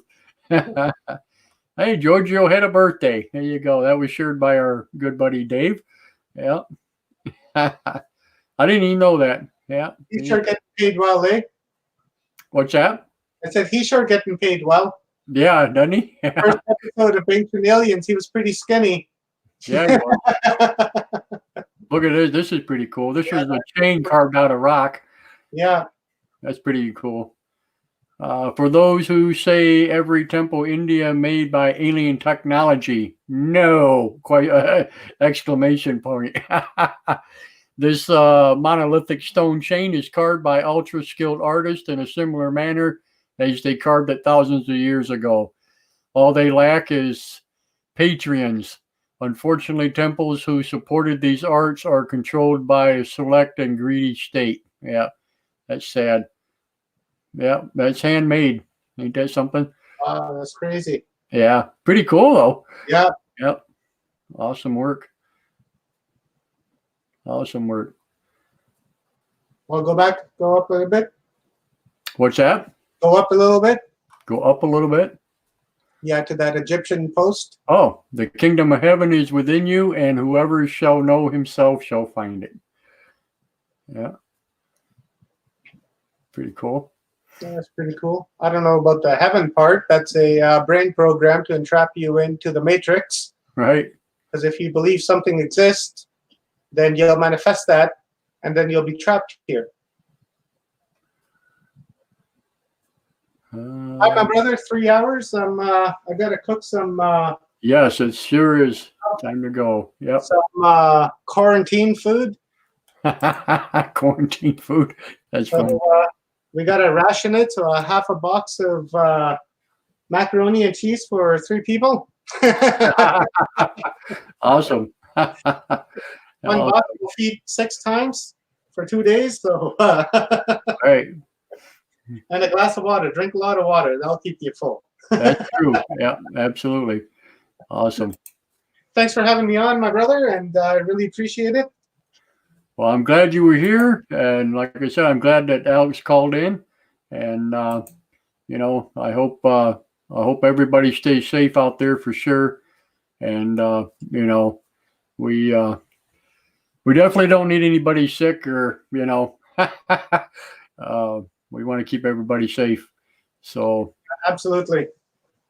but yeah, scary times in a sense, but I'm not real worried yet, but it's getting close. Yeah. So Yeah, this is kind of, like I said earlier, this thing is playing out the way I've been asking for, I suppose. They say be careful of what you ask for, right? But I've been asking for a global strike. And, I've called it out many times as all people need to do is just sit down and don't crash the system. mhm. And it seems like that very thing is being played out here. And, I knew that this wasn't going to be bloodless. So, instead of, nobody's bleeding here, but definitely people are losing their lives. Yeah. And this may be, part of the great shift that is happening, that started back in around 2008, 2009.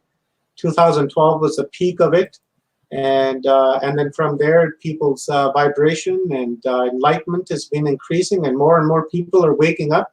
So maybe this is a conscious shift to where those who are not going to sync with the vibration, the new vibration, they're just simply going to expire.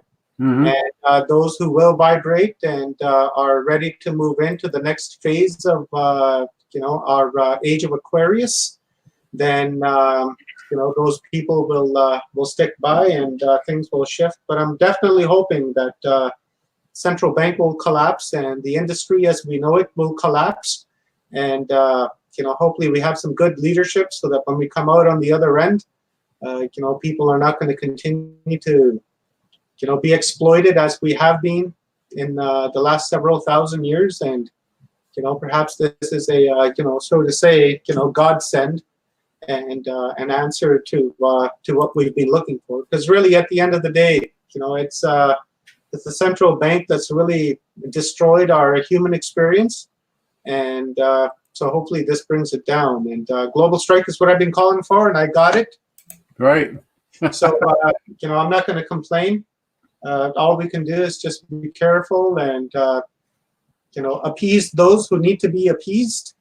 Appeasing someone, doesn't mean that we're bowing down to our knees. We're just simply acquiescing and waiting for our moment. And if these guys tell you, keep your social distance, do your social distance, because if you don't, they're going to call out the army. They're going to call in martial law, and then all those people, they're going to start complaining. Oh, our rights, our rights, our rights. They give you a heads up, and they're telling you, say, don't congregate, don't do that. And if you continue to defy that out of defiance, or just simply being pig-headed, that's going to cost 350 million, 400 million people their freedom. Right. Canada has 30, 40 million people. America has nearly 400 million people. So, the freedom of 500 million people is at risk here because of some people's foolishness and their pig-headedness and their, idea of being patriot, right? Which is, in a sense, just another brain program, right? All we need to do is just acquiesce a little bit, but don't give in totally. But, I think this is a positive thing that's happening. And let's just see how it plays out, Clarence. They're saying in Canada that schools are suspended indefinitely. They don't have a date for when they want to come back. Right. So obviously, these guys are planning for the long haul, which means several months, through the summer and into the fall. If they're telling you we don't know when schools are going to be back on. Usually school starts in September. So if they've suspended classes indefinitely, so then that means that this is going to be a long and prolonged lockdown, quarantine, shutdown, martial law, whatever you want to call it, however you want to sugar it, and however it makes you feel comfortable confronting it. You got to do it your own way. But heed my advice. Let's not piss these people off because they've got missiles and guns and helicopter gunships and destroyers and kind of what have you. Yeah, that's the truth. Listen to what they're saying and think of it from a positive perspective as well, right? Just remember, if the economy crashes, that's a good thing. If we go into a recession, that is a good thing because that means that we'll have the opportunity to reshape the market in the way that works best for everyone, right? Not just a few people on top, like guys like Bill Gates and Warren Buffett and guys like that, right? That the Rothschilds and the Kennedys and the Rockefellers that really control the narrative in North America. So the goal is to bring them down, and hopefully this does bring them down because they need us more than we need them, right? That's exactly right. Yep. That's all I'm going to say. I want to say this is a positive thing, but I've been asking for it for a long time. So it is in my mind, from my perception, this is a positive thing that's happening because the banks are going to crash and the economy is going to crash, and we're no longer going to be slaves to that loop. Yep. And I hope that's an incentive enough to think positive of what's happening, right? Because we're all slaves, and perhaps this will break our chains. That's it. I'm done. Thank you. Cool. Well, thank you very much, sir, for being on with me. And like I said, we'll have to, do this again. We got tons of material coming up. Lots of people, hopefully to bring on, and we're going to get through this, folks, one way or the other. So let's all just stick together, and we'll have a good time and do whatever. But in the meantime, make sure you guys check out Omar's channel there on YouTube with Watchers Talk and stuff. Like, share, subscribe, all that cool stuff. The same with mine if you would. I'm going to start doing more with the news, the Spreaker deal with the Closer Encounters news. I'm not a very good reader, so some of the stuff that I do on there, it sounded kind of funky because I don't read very well. You know what I'm saying? And trying to talk it and read it at the same time is a little different, than what Get I'm the used to. computer to read it for you, bro. Yeah, I should. I really should. And then that speech part of the Windows 10 and highlight what you want read, and it'll read it for you. Yeah, I really should. I really should do that. Good idea. I'll work on that, no doubt. But but I'm going to bring out some more stuff. They're only like 20, 30-minute clips, and then, just daily stuff, whatever. And if we get some more sightings or somebody's got a new book or a new show that they're doing or whatever, we can get that posted up and, put on there so everybody will know. But, eventually I hope it takes off and, we can get everybody, to join in on it. So it'd be pretty cool. I don't see why not. You're pretty well known. You have a pretty healthy global following. Obviously, I was surprised. I don't see why not.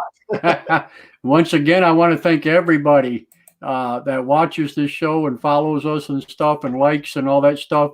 I had no idea it was that far. Wow, totally just mind blowing, But thank you all for that. Absolutely, it's fantastic. At least we know we're doing something right?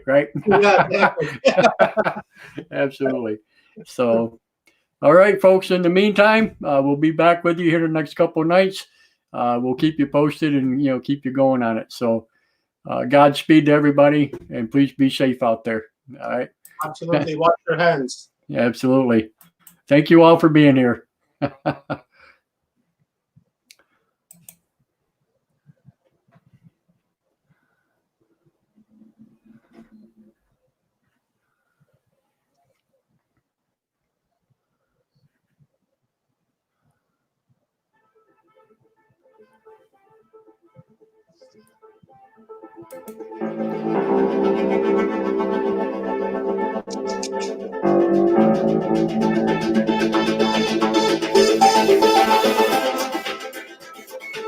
want to thank you all for listening to Closer Encounters. Please remember to like, follow, and share. And until we meet again, keep your eyes to the skies. Thank you.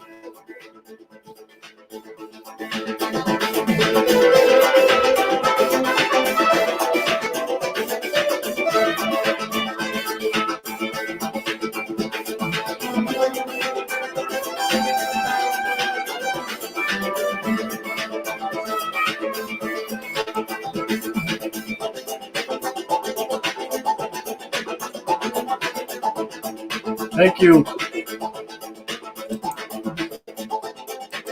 Thanks, my man.